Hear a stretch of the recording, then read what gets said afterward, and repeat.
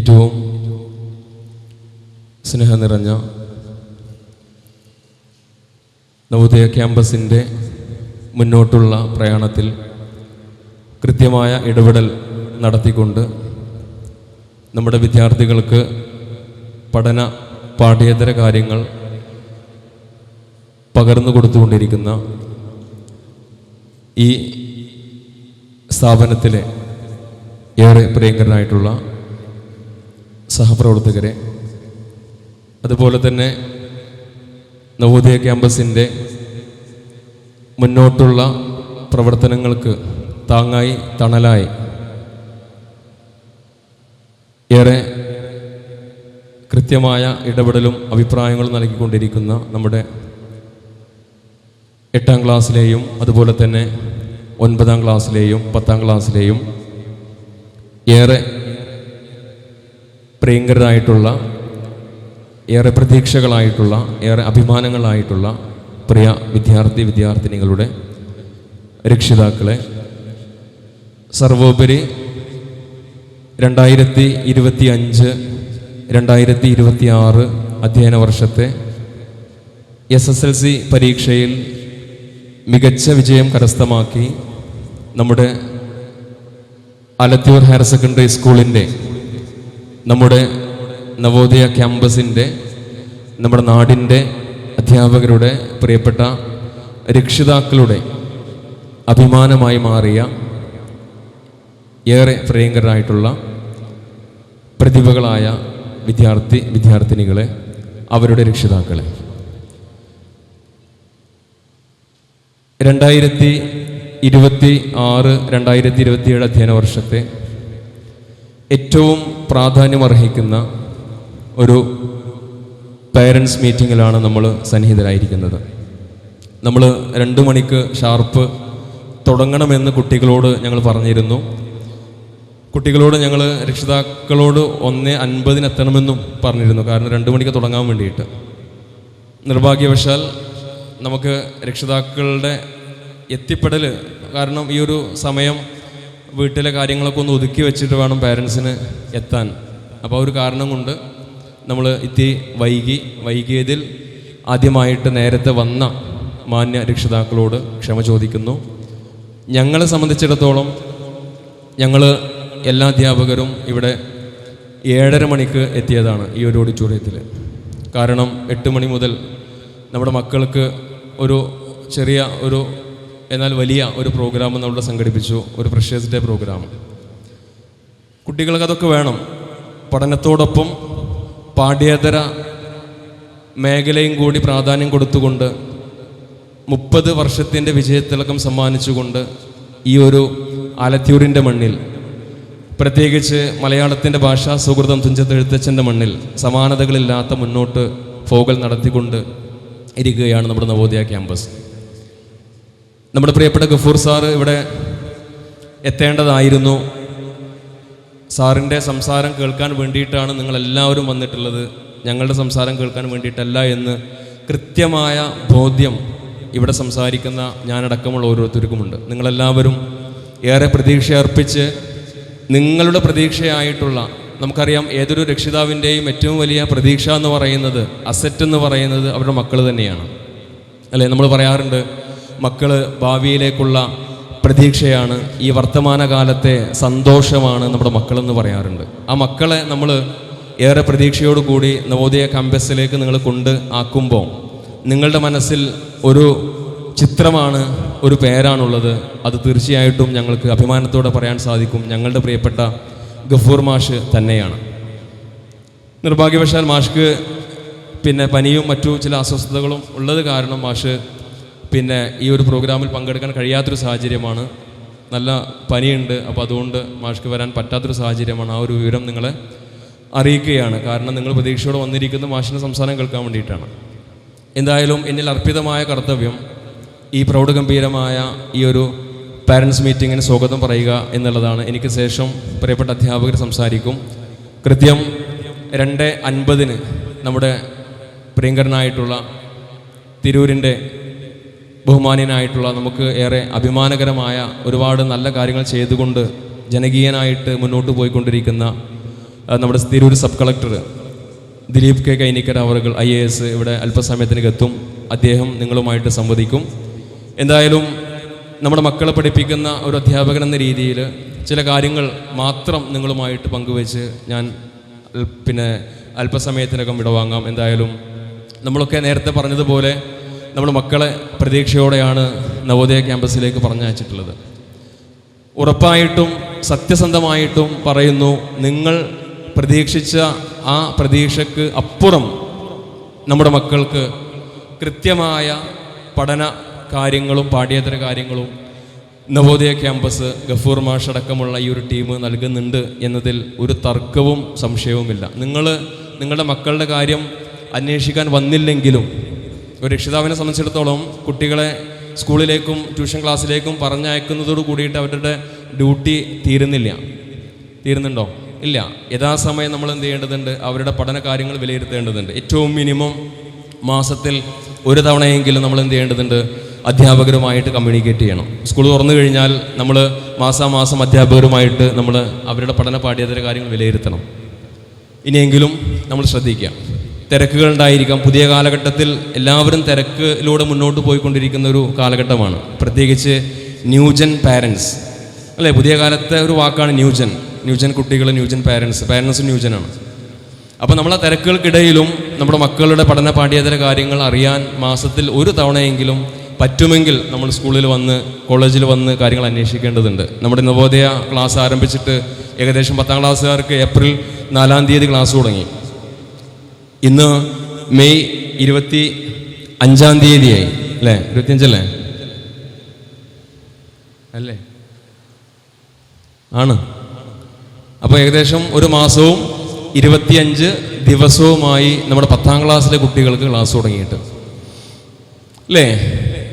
ആലോചിക്കുകയാണ്, ഇത്രയൊക്കെ ആയോ അല്ലേ? ആയിട്ടുണ്ട്. ഞങ്ങൾ കൃത്യമായിട്ട് ഓരോ ദിവസവും എണ്ണി അവർക്ക് കൃത്യമായ കാര്യങ്ങൾ കൊടുത്തുകൊണ്ടിരിക്കുന്നുണ്ട്. ഈ മാസക്കാലയളവിനിടയിൽ നമ്മുടെ കുട്ടികളുടെ പഠന കാര്യങ്ങൾ അറിയാൻ വേണ്ടിയിട്ട് എത്ര പേരൻസ് വിളിച്ചിട്ടുണ്ട് എന്ന് ചോദിച്ചു കഴിഞ്ഞാൽ വളരെ കുറഞ്ഞ ആളുകൾ മാത്രമായിരിക്കാം കുട്ടികളുടെ പഠന കാര്യങ്ങൾ അന്വേഷിക്കാൻ വേണ്ടിയിട്ട് വിളിച്ചിട്ടുണ്ടായിരിക്കുക. ഇതിൽ 8ാം ക്ലാസ്സിലെ പേരൻസ് ഇരിക്കുന്നുണ്ട്, 9ാം ക്ലാസ്സിലെ പേരൻസ് ഇരിക്കുന്നുണ്ട്, 10ാം ക്ലാസ്സിലെ പേരൻസ് ഇരിക്കുന്നുണ്ട്. അപ്പോൾ നമ്മൾ ഇനിയെങ്കിലും നമ്മൾ ശ്രദ്ധിക്കേണ്ട കാര്യമാണ്, അധ്യാപകരുമായിട്ട് നമ്മൾ എന്ത് ചെയ്യണം? നിരന്തരം കമ്മ്യൂണിക്കേറ്റ് ചെയ്യണം. എന്താണ് അതിൻ്റെ കാരണം ചോദിച്ചു കഴിഞ്ഞാൽ, നമ്മളിങ്ങനെ നിരന്തരം ക്ലാസ് ടീച്ചറുമായിട്ട് നമ്മളിങ്ങനെ കമ്മ്യൂണിക്കേറ്റ് ചെയ്യുമ്പോൾ ആ കുട്ടിയുടെ രക്ഷിതാവാണ് അത്.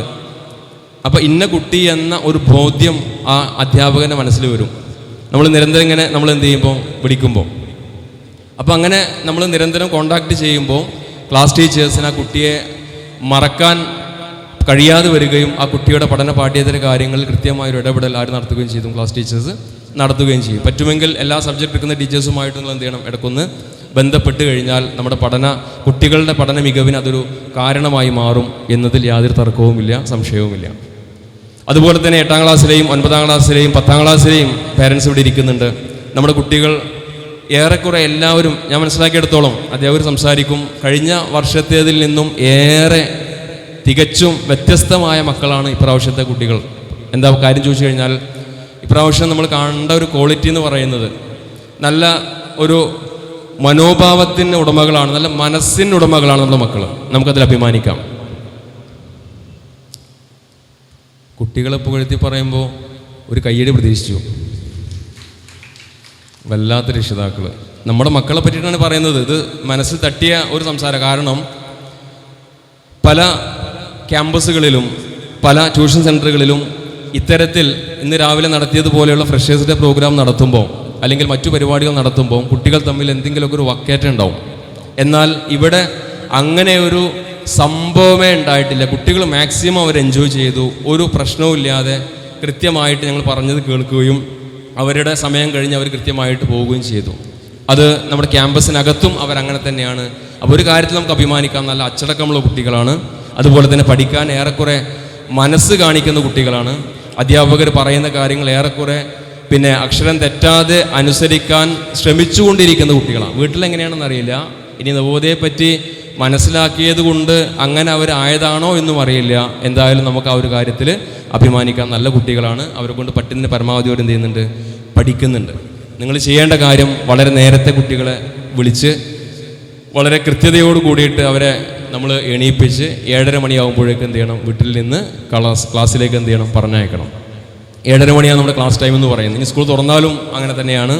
7:30 മണി മുതൽ 9:20 വരെയാണ് നമ്മുടെ സ്കൂൾ തുറന്നു കഴിഞ്ഞാലുള്ള ക്ലാസ് സമയം.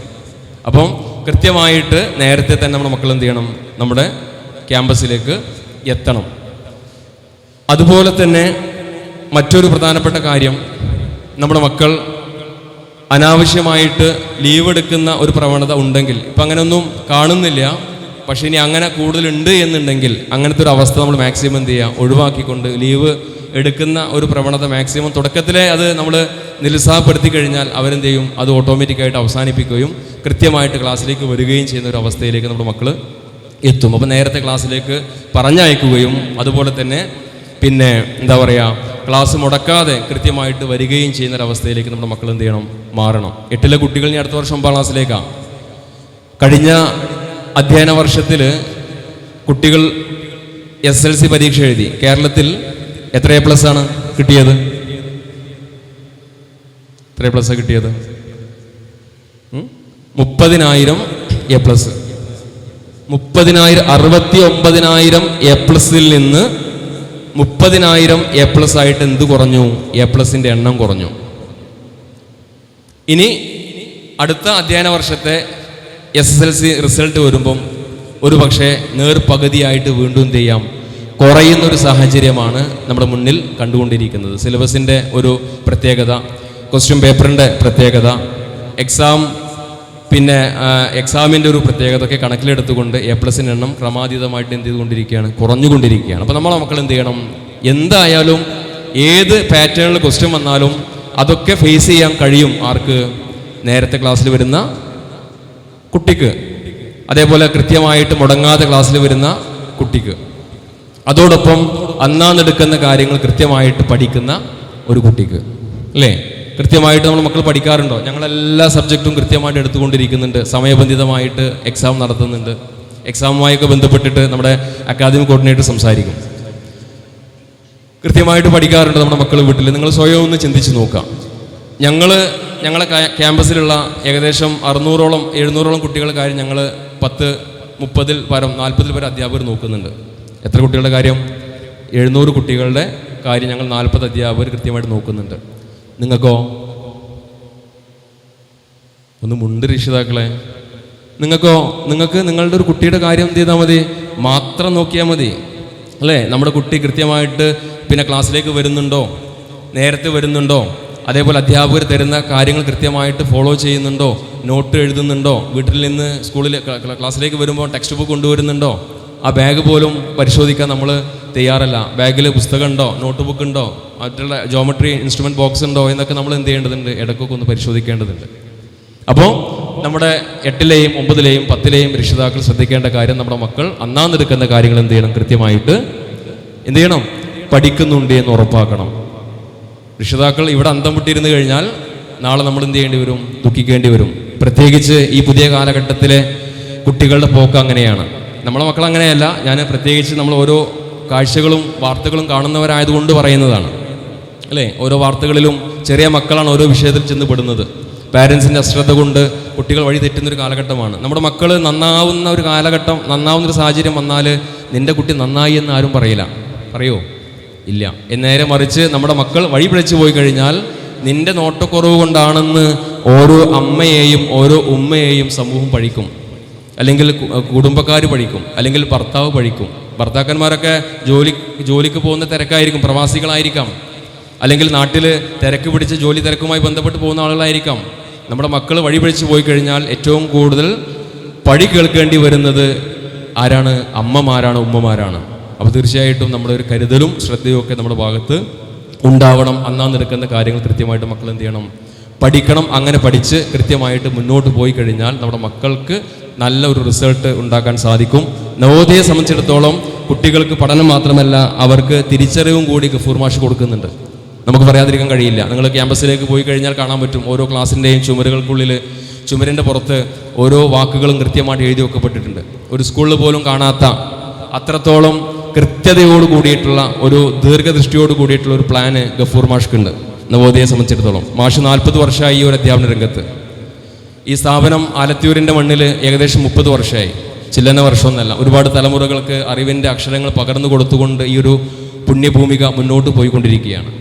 അപ്പോൾ ഞാൻ പറഞ്ഞു വരുന്നത്, നിങ്ങൾക്കൊക്കെ പ്രതീക്ഷിക്കാം, നിങ്ങൾക്ക് അഭിമാനിക്കാം, നിങ്ങൾക്ക് ടെൻഷൻ അടിക്കേണ്ട ആവശ്യമില്ല. നല്ല കരങ്ങളിലാണ് നിങ്ങളുടെ മക്കൾ എന്ത് ചെയ്തിട്ടുള്ളത്, ഏൽപ്പിച്ചിട്ടുള്ളത്.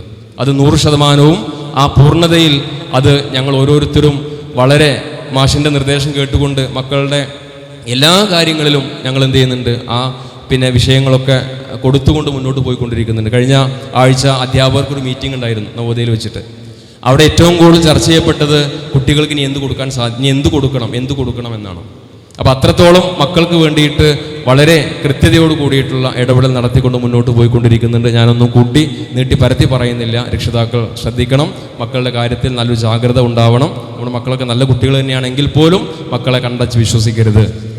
അവരുടെ കാര്യത്തിൽ നിങ്ങൾ ശ്രദ്ധ കൊടുക്കണം, അധ്യാപകരുമായിട്ട് നിങ്ങൾ കോണ്ടാക്ട് ചെയ്യണം എന്ന് മാത്രം ഉണർത്തിക്കൊണ്ട് ഈ ഒരു ചടങ്ങിലേക്ക് എന്നെ കേൾക്കുന്ന മുഴുവൻ അധ്യാപകരെയും അതുപോലെ തന്നെ ഇവിടെ കുട്ടികളുടെ കാര്യം അറിയാൻ വേണ്ടി എത്തിച്ചേർന്ന എല്ലാ രക്ഷിതാക്കളെയും ഒറ്റ വാക്കിൽ സ്വാഗതം ചെയ്തുകൊണ്ട് ഇതിൻ്റെ അധ്യക്ഷ ഭാഷണം അലങ്കരിക്കുന്നതിന് വേണ്ടിയിട്ട് പ്രിയപ്പെട്ട സ്റ്റാഫ് സെക്രട്ടറി സജീവ് സാറിനെ സാദരം ക്ഷണിച്ചുകൊണ്ട് നിർത്തുന്നു. Thank U. പ്രിയങ്കരായ രക്ഷിതാക്കളെ, വേദിയിലിരിക്കുന്ന എൻ്റെ സഹപ്രവർത്തകരെ, ശരിക്കും ഈ ഒരു സ്ഥാനം ഇന്ന് അലങ്കരിക്കേണ്ടത് നമ്മുടെ പ്രിയങ്കരനായ MD ഗഫൂർ സാറായിരുന്നു. സാറിൻ്റെ അസാന്നിധ്യം ഞങ്ങളാരില്ലാലും ഒരിക്കലും നികത്തപ്പെടുന്നതല്ല എന്നറിയാം. എന്നാലും നമുക്ക് ഓരോ വേദിയും ഓരോ സാഹചര്യങ്ങൾക്കനുസരിച്ച് നമ്മളതിനോട് പൊരുത്തപ്പെട്ടേ പറ്റൂ. സാറ് ചെറിയൊരു സാധ്യത ഉണ്ടെങ്കിൽ വരുമായിരുന്നു, പക്ഷേ അനാരോഗ്യം സാറിനെ വല്ലാതെ ബുദ്ധിമുട്ടാക്കുന്നുണ്ട്. അതുകൊണ്ടാണ് ഇന്ന് സാറിൻ്റെ അസാന്നിധ്യം. എന്തായാലും നമുക്ക് ഇപ്രാവശ്യത്തെ രക്ഷിതാക്കളെ സംബന്ധിച്ചിടത്തോളം ഇതൊരു ജനറൽ ബോഡി മാത്രമാണ്. ഇനി നമുക്ക് വരുന്ന മാസങ്ങളിൽ ഓരോ ബാച്ചിൻ്റെ ആയിട്ട് CPTകൾ വിളിക്കും. ആ സന്ദർഭത്തിൽ നമുക്ക് സാറുമായിട്ട് കമ്മ്യൂണിക്കേറ്റ് ചെയ്യാം.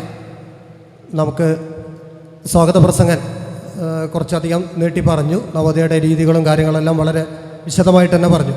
1-2 ചെറിയ കാര്യങ്ങൾ പറഞ്ഞുകൊണ്ട് ഞാൻ അവസാനിപ്പിക്കുക. കാരണം നമുക്ക് ഈ വേദിയിൽ 2 ചടങ്ങുകളാണ് നടക്കാനുള്ളത്. നമ്മുടെ ഈ കറണ്ട് ഇയറിലെ രക്ഷിതാക്കളുടെ ജനറൽ ബോഡിയും കൂടെ കഴിഞ്ഞ വർഷത്തിലെ A+ നേടിയ വിദ്യാർത്ഥികളുടെ അനുമോദന ചടങ്ങും. അപ്പോൾ തന്നെ നമ്മുടെ സബ് കളക്ടർ ഏതാനും നിമിഷങ്ങൾക്കകം ഈ വേദിയിൽ എത്തിച്ചേരും. അതുവരെ നമുക്ക് ഈ ഒരു കഴിഞ്ഞ വർഷത്തെ റിസൾട്ട് നമ്മൾ അനലൈസ് ചെയ്യുമ്പോൾ KMHS ആലത്തിയൂരിൽ ഏകദേശം 48 ഫുൾ A+ ആണ് നമ്മളെ മക്കൾ നേടിയിട്ടുള്ളത്. അതിൽ 18 A+ നവോദയയിലെ വിദ്യാർത്ഥികൾ കരസ്ഥമാക്കി എന്നുള്ളതാണ്. ബാക്കി 30 A+ ആലത്തിയൂരിൽ നമുക്കറിയാം സമാന്തര വിദ്യാഭ്യാസ സ്ഥാപനങ്ങളുടെ വലിയൊരു എഡ്യൂക്കേഷണൽ ഹബ്ബായി മാറി മലപ്പുറം ജില്ലയിലെ ആലത്തിയൂർ എന്ന് പറഞ്ഞു. അതുകൊണ്ട് തന്നെ ആലത്തിയൂരിലെ ബാക്കി 30 A+ ഷെയർ ചെയ്ത് 8 സെൻറ്ററുകൾ വെച്ചാണ്. 8 സെൻറ്ററുകളാണ് ബാക്കി 30 A+ നേടിയത്. അപ്പോൾ എന്നും നവോദയ, അതായത് ആലത്തിയൂരിൻ്റെ ചരിത്രത്തിൽ റിസൾട്ടിൻ്റെ കാര്യത്തിൽ ഏറ്റവും മുൻപന്തിയിൽ നവോദയനെയാണ്. അത് നിങ്ങൾക്ക് പുതിയ രക്ഷിതാക്കൾക്കെല്ലാം നമ്മൾ കഴിഞ്ഞ കാലങ്ങളിൽ അല്ലെങ്കിൽ കഴിഞ്ഞ വർഷം ചെയ്ത പല പ്രൊജക്റ്റുകളുടെയും സാറിൻ്റെ കൃത്യമായ ആസൂത്രണത്തിൽ ചെയ്ത പല പാഠ്യപദ്ധതികളുടെയും ഫലമാണ് നമ്മൾ മക്കൾ ഈ കഴിഞ്ഞ വർഷത്തിൽ നേടിയെടുത്ത. സംസ്ഥാന തലത്തിൽ A+കളുടെ എണ്ണം 67,000 നിന്ന് നേരെ 30,000 കുറഞ്ഞപ്പോഴും നമ്മളുടെ മക്കളത് നിലനിർത്തി എന്നത്. അപ്പോൾ നവോദയയുടെ സിസ്റ്റം നിങ്ങൾക്കറിയാം. പല രക്ഷിതാക്കളും കാരണം തലമുറകളായിട്ട് നവോദയയിൽ ജ്യേഷ്ഠന്മാരും രക്ഷിതാക്കളും പഠിച്ച തലമുറകളാണ് ഇപ്പോൾ വന്നുകൊണ്ടിരിക്കുന്നത്. അപ്പോൾ നവോദയയുടെ സിസ്റ്റങ്ങളൊക്കെ നിങ്ങൾക്ക് കൃത്യമായിട്ട് അറിയാൻ പറ്റും. പുതിയ രക്ഷിതാക്കളോട് ഒരു ചെറിയ കാര്യം, അടുത്ത തിങ്കളാഴ്ച 1-ാം തീയതി മുതൽ നമ്മളുടെ മക്കളുടെ ദിനചര്യകളൊക്കെ മൊത്തത്തിൽ മാറാൻ പോവുകയാണ്. അപ്പോൾ ദിനചര്യയിലെ മാറ്റം എന്ന് പറയുന്നത് ഇപ്പോഴത്തെ സാഹചര്യം 4 മണിക്കൂർ ക്ലാസ് കഴിഞ്ഞാൽ വീട്ടിൽ വന്ന് അവർക്ക് ഇഷ്ടമുള്ളത് ചെയ്ത് മുഴുവൻ നടക്കുന്നൊരു രീതിയാണുള്ളത്. പക്ഷേ 1-ാം തീയതി മുതൽ രാവിലെ 7:30 നമ്മൾ ക്ലാസ് തുടങ്ങും. 9:20 ക്ലാസ്സുകൾ അവസാനിക്കും. അത് കഴിഞ്ഞാൽ നേരെ സ്കൂളിലോട്ടാണ്. സ്കൂളിൽ നിന്ന് വൈകിട്ട് 4 മണിയാവും ഒഴിവാവാൻ. ഇത് കഴിഞ്ഞ് വീട്ടിലെത്തി ഭക്ഷണം കഴിക്കുമ്പോഴേക്ക് 5:30 മണിയാവും. അപ്പോൾ പല രക്ഷിതാക്കളും പല മക്കളെയും ഇപ്പോൾ വരുന്ന അവസ്ഥ തന്നെയാണ്. 9:30 മണി കഴിഞ്ഞാൽ മക്കൾ കോട്ടുവായിട്ടാണ് നീണ്ട് ശ്വാസം എടുത്തുകൊണ്ടിരിക്കുക. അപ്പോൾ പലയിടത്തും പല ക്ലാസ്സുകളും ചോദിക്കാൻ പറഞ്ഞ് ഒരു എണ്ണം ഭക്ഷണം കഴിക്കാതെ വരുന്നത്. അപ്പോൾ നിങ്ങൾ ഉണ്ടാക്കി കൊടുക്കാനായിട്ടാണോ അതോ മക്കൾ കഴിക്കാതെ വരുന്നതെന്ന് അറിയില്ല. ഞാൻ എപ്പോഴും ക്ലാസ്സിൽ നിർബന്ധിക്കുന്ന ഒരു കാര്യമാണ്. കാരണം നമ്മൾ ശാരീരികമായിട്ട് ഫിറ്റാണെങ്കിൽ മാത്രമേ നമുക്ക് മനസ്സിനെ കോൺസെൻട്രേറ്റ് ചെയ്യാൻ പറ്റുള്ളൂ. അപ്പോൾ നിങ്ങൾ ഇനി വരുന്ന ദിവസങ്ങളിൽ ഈ സ്കൂളിലേക്ക് ഉച്ചഭക്ഷണം വരെ കൊണ്ടുപോകാത്ത കുട്ടികളുണ്ടെന്നാണ് കേട്ടത്. ഒരു കാരണവശാലും അങ്ങനെ വിടരുത്. അത് നിങ്ങൾ പറയുന്നിടത്താണ്. കാരണം അത്രയും നീണ്ട ഒരു 7 മണി ടു ഒരു 10-12 മണിക്കൂറോളൊക്കെ ഗ്യാപ്പ് വന്നു കഴിഞ്ഞാൽ പിന്നെ അസിഡിറ്റി, ഗ്യാസ് പ്രോബ്ലം ഇങ്ങനെയൊക്കെയുള്ള പ്രശ്നങ്ങൾ മക്കൾക്ക് ഉണ്ടാവും. ശാരീരിക ബുദ്ധിമുട്ടുണ്ടെങ്കിൽ ഒരിക്കലും നമുക്ക് പഠിച്ച് പഠനം പൂർത്തിയാവില്ല. അതുകൊണ്ട് 1-ാം തീയതി മുതൽ നിങ്ങൾ ഭക്ഷണം കൃത്യമായിട്ട് മക്കൾക്ക് കൊടുക്കുക. ഒപ്പം നവോദയയിലെത്തുന്ന സമയം വളരെ കൃത്യമായിട്ട് പാലിക്കാൻ വേണ്ടി പറയുക. കൂടെ അവരുടെ പഠന കാര്യങ്ങൾ അപ്ഡേറ്റ് ചെയ്ത് പോകണം. കാരണം ഈ വർഷത്തെ 2027 മാർച്ച് SSLCൻ്റെ പ്രത്യേകത ഞാൻ പറയാതെ നിങ്ങൾക്ക് എല്ലാവർക്കും അറിയുന്നു കരുതുന്നു. കാരണം ഇപ്പോൾ നിലവിൽ ഹയർ സെക്കൻഡറിയിലുള്ള അതേ രീതിയിലേക്ക് നമ്മുടെ SSLC സിലബസ്, അതായത് SSLCയുടെ വിജയ പെർസെൻറ്റേജ് മാറാൻ പോവുകയാണ്. കാരണം 30% എഴുതിയെടുത്തെങ്കിൽ മാത്രമേ മക്കൾക്ക് വിജയം ഉണ്ടാവുള്ളൂ. അതല്ലെങ്കിൽ D+ൻ്റെ താഴോട്ട് വരും. അപ്പോൾ പരീക്ഷയും റീടെസ്റ്റൊക്കെ എഴുതേണ്ട സാഹചര്യത്തിലേക്ക് വരും. അപ്പോൾ അതുകൊണ്ട് ഇപ്രാവശ്യത്തെ SSLCക്കാർ രക്ഷിതാക്കൾ നന്നായിട്ട് അലർട്ടാവണം. മക്കളെ വഴക്ക് പറയാമെന്നല്ല, അവരെ സപ്പോർട്ട് ചെയ്തുകൊണ്ട് അവരിൽ ആ ഒരു പ്രാധാന്യം ഉൾക്കൊള്ളിച്ചുകൊണ്ട് അപ്ഡേറ്റ് ചെയ്ത് പോകാൻ വേണ്ടി ശ്രമിക്കുക. ഇനി ബാക്കി കാര്യങ്ങളൊക്കെ നമ്മൾ അധ്യാപകർ പറയും. ഈ അടുത്ത് നമുക്ക് സംസാരിക്കാനായിട്ട് ഞാൻ നമ്മുടെ സീനിയർ അധ്യാപകൻ കലാം സാറിനെ വേദിയിലേക്ക് ക്ഷണിച്ചുകൊണ്ട് നിങ്ങൾക്ക് ഏവർക്കും എല്ലാവിധ നന്ദിയും രേഖപ്പെടുത്തും. കഴിഞ്ഞ വർഷം SSLC പരീക്ഷ ഉന്നത വിജയം കൈവരിച്ച കുട്ടികൾ, അതേപോലെ തന്നെ അവരുടെ പേരൻസും ഈ വർഷം 10ാം ക്ലാസ് എഴുതുന്ന കുട്ടികളും അതുപോലെ 8ാം ക്ലാസ് 9ാം ക്ലാസ്സാണ്.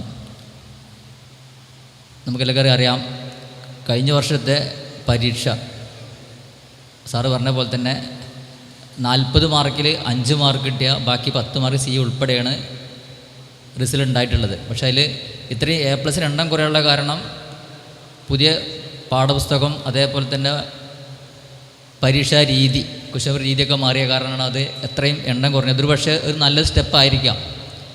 കാരണം കഴിഞ്ഞ വർഷം ഒരു ഉദാഹരണം പറയുകയാണെങ്കിൽ ആലത്തൂർ സ്കൂളിൽ സയൻസ് സീറ്റ് 50 സീറ്റാണ് ഉള്ളത്, ബയോളജി സയൻസ്. അവിടെ തന്നെ ഒരു 150 കുട്ടികൾ ഫുൾ A+ വന്നു കഴിഞ്ഞാൽ ആർക്ക് അഡ്മിഷൻ കൊടുക്കാൻ കഴിയാം? അപ്പോൾ ഇത്തവണ അതിൽ നിന്ന് മാറ്റം ഉണ്ടാകും. ഏകദേശം 7, 8, 9, 10 A+ ഉള്ള കുട്ടികൾക്കൊക്കെ അഡ്മിഷൻ കിട്ടാൻ സാധ്യതയുണ്ട് ഈ തവണത്തെ ഈ റിസൾട്ടിൽ. അതായത് കുറച്ചും കൂടി വാല്യൂ കൂടിയിട്ടുണ്ട്, ഈ റിസൾട്ടിൻ്റെ കുറച്ച് മാറ്റ് കൂടിയിട്ടുണ്ട്. അടുത്ത വർഷം ഇതിലും കൂടി കൂടുതൽ A+ എണ്ണം കുറയാൻ സാധ്യതയുണ്ട്. അതേപോലെ തന്നെ തോൽവിനുണ്ടാകാൻ സാധ്യതയുണ്ട്. സാറ് പറഞ്ഞ പോലെ തന്നെ 30%, 40 മാർക്കിൽ 30% എന്നാൽ 12 മാർക്കാണ്. കഴിഞ്ഞ വർഷം അത് 5 മാർക്ക് കിട്ടിയാൽ മതിയായിരുന്നു. ഇത്തവണ അത് നേരെ ഏകദേശം 3 ഇരട്ടി, ഇനി വരാൻ പോകുന്ന പരീക്ഷ 3 ഇരട്ടി മാർക്ക് ലഭിച്ച കുട്ടികളെ ജയിക്കാൻ സാധ്യത. അതേപോലെ തന്നെ പിന്നെ A+ ഇട്ടാനുള്ള സാധ്യതയുള്ളതും 30% മാർക്ക് അവിടെയുണ്ട്. 30% മാർക്ക് ആണ് A+ നിർണ്ണയിക്കുന്നത്. അപ്പോൾ ഇത്തരം മാറ്റങ്ങളൊക്കെ ഇപ്രാവശ്യം വന്നിട്ടുണ്ട്. അതുകൊണ്ട് തന്നെ ഈ വരുന്ന 10ാം ക്ലാസ്സിലെ കുട്ടികളെ കൂടി ശ്രദ്ധിക്കണം. അതേപോലെ തന്നെ കഴിഞ്ഞ ഈ റിസൾട്ട് കിട്ടിയ കുട്ടികൾ, അവർക്ക് 10 A+ കുട്ടികളുണ്ട്, അതേപോലെ തന്നെ 9 A+, 8, 7 എന്നുള്ള റിസൾട്ട് വന്നിട്ടുണ്ട്. അപ്പോൾ എനിക്ക് 9 A+, 8 A+, അതായത് 7 A+ കുട്ടികളുടെ പേരൻസിനോടും കുട്ടികളോടും എനിക്ക് പറയാനുള്ളത്, എൻ്റെ മകൾ 10ാം ക്ലാസ് പഠിക്കുന്ന സമയത്ത് 9 A+ കുട്ടി പാസ്സായത്. അതാണ് 10 A+ പ്രതീക്ഷിച്ചൊരു കുട്ടിയായിരുന്നു എൻ്റെ മകൾ. പക്ഷേ 9 A+ കിട്ടിയുള്ളൂ. പക്ഷേ ആ വാശി അവൾ തീർത്തു. +1ഉം +2ഉം പഠിച്ചുകൊണ്ട് ആ സ്കൂളിൽ ടോപ്പറായിട്ട് അവൾ പാസ്സായിട്ടുണ്ട്. എന്താ പറയുക, പൊന്നാനി ഒരു MI ബോയ്സിലാണ് അവൾ പഠിച്ചത്. അതുകൊണ്ട് തന്നെ എനിക്ക് 10 പറയാനുള്ളത് 9 A+ 8 A+. അവർ ഇതൊരു വാശിയോടെ പഠിക്കാൻ ശ്രമിക്കുക. ഹയർ സ്റ്റഡിക്ക് +1ഉം +2ഉം കൂടുതൽ നല്ല ശ്രദ്ധിച്ച് പഠിച്ചു കഴിഞ്ഞാൽ ഈ ഒരു നഷ്ടം അവർക്ക് തീർക്കാൻ കഴിയും. മാത്രമല്ല 10ാം ക്ലാസ് SSLC എന്നു പറഞ്ഞാൽ ഏറ്റവും വലിയ എക്സാം അല്ല, ഏറ്റവും വലിയ പരീക്ഷ എന്നല്ല, നിങ്ങളുടെ ജീവിതത്തിലെ ഏറ്റവും വലിയൊരു എക്സാം, പ്രാധാന്യ പരീക്ഷ എന്നല്ല, ഏറ്റവും ആദ്യത്തെ ഒരു പൊതുപരീക്ഷ എന്ന് മാത്രമേ ഉള്ളൂ. ഇനി വരാൻ ഇതിലും കൂടുതൽ ഏറ്റവും പ്രധാന പരീക്ഷ ഇനി വരാൻ പോകുന്നത്. അത് നിങ്ങൾക്ക് വരുന്ന റിസൾട്ട് കണ്ടാൽ ഏകദേശം മനസ്സിലാവും. ഇനി വരാൻ പോകുന്ന റിസൾട്ട് +1ഉം +2ൻ്റെ ഒക്കെ മാർക്ക് കണ്ടാൽ നിങ്ങൾക്ക് ഏകദേശം മനസ്സിലാവും. ഏതായാലും ഞാൻ കൂടുതലൊന്നും പറയുന്നില്ല. ഇവിടെ വന്ന എല്ലാവർക്കും ആശംസകൾ നേർന്നു നിൽക്കുന്നു. എൻ്റെ രക്ഷിതാക്കളെ, പ്രിയ വിദ്യാർത്ഥികളെ, എല്ലാവർക്കും നമസ്കാരം. നമ്മളിവിടെ വന്നിരിക്കുന്നത് ഒരു പാരൻസ് മീറ്റിംഗ് എന്നതിലുപരി എന്താണിപ്പോൾ എഡ്യൂക്കേഷൻ സിസ്റ്റത്തിൽ നടക്കുന്നത്, ഈ വരുന്ന വർഷത്തിൽ നിങ്ങളെ മക്കളെ നിങ്ങൾ എങ്ങനെയാണ്, നിങ്ങളെന്ന് മാത്രമല്ല ഞങ്ങളെങ്ങനെയാണ് ഈ കുട്ടികളെ പാസ്സാക്കാനും അതുപോലെ തന്നെ A+ലേക്കൊക്കെ എത്തിക്കാൻ പോകുന്നത് എന്ന് ചർച്ച ചെയ്യാനും കൂടിയാണ്. നിങ്ങളിപ്പോൾ മുമ്പ് സ്വാഗത പ്രസംഗത്തിലും മറ്റ് അധ്യക്ഷ പ്രസംഗത്തിലൊക്കെ പറഞ്ഞ പോലെ വലിയ വലിയ മാറ്റങ്ങൾ വരുന്നതായി നിങ്ങൾ കേട്ടു. അതായത് എഡ്യൂക്കേഷൻ സിസ്റ്റം ടോട്ടലി മാറുന്നുണ്ട്, എന്തൊക്കെ മാറ്റങ്ങൾ വരുന്നുണ്ട്, കുട്ടികൾക്ക് അത് പ്രയാസമായിട്ട് തോന്നുന്നുണ്ട്. കുട്ടികൾ നിങ്ങളുടെ അടുത്ത് ചിലപ്പം അത് പങ്കുവച്ചിട്ടുണ്ടാകും. പ്രധാനമായിട്ടും ഇതിനൊക്കെ കാരണം എന്താ വെച്ചാൽ നമ്മുടെ കുട്ടികളുടെ വിദ്യാഭ്യാസത്തിൽ ഒരു മൂല്യമില്ലാത്ത അവസ്ഥ വന്നതാണ്. നമുക്കറിയാം 10+ഉം 8+ഒക്കെ കിട്ടിയ കുട്ടികൾക്ക് ബേസിക്കായിട്ട് എഴുതാനും വായിക്കാനും പോലും അറിയാത്തൊരു സാഹചര്യം.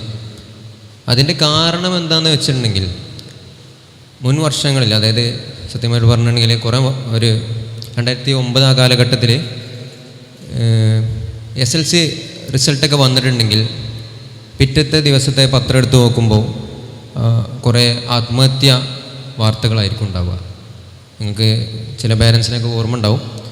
അതിന് പ്രധാന കാരണം കുട്ടികൾ തോറ്റു എന്നതിൻ്റെ പേരിൽ ആത്മഹത്യ ചെയ്തു. അപ്പോൾ ബാലാവകാശ കമ്മീഷൻ ഇടപെട്ടിട്ട് കുട്ടികളെ ഇനി തോൽപ്പിക്കണ്ട എന്നുള്ളൊരു നിലപാടെടുത്തു.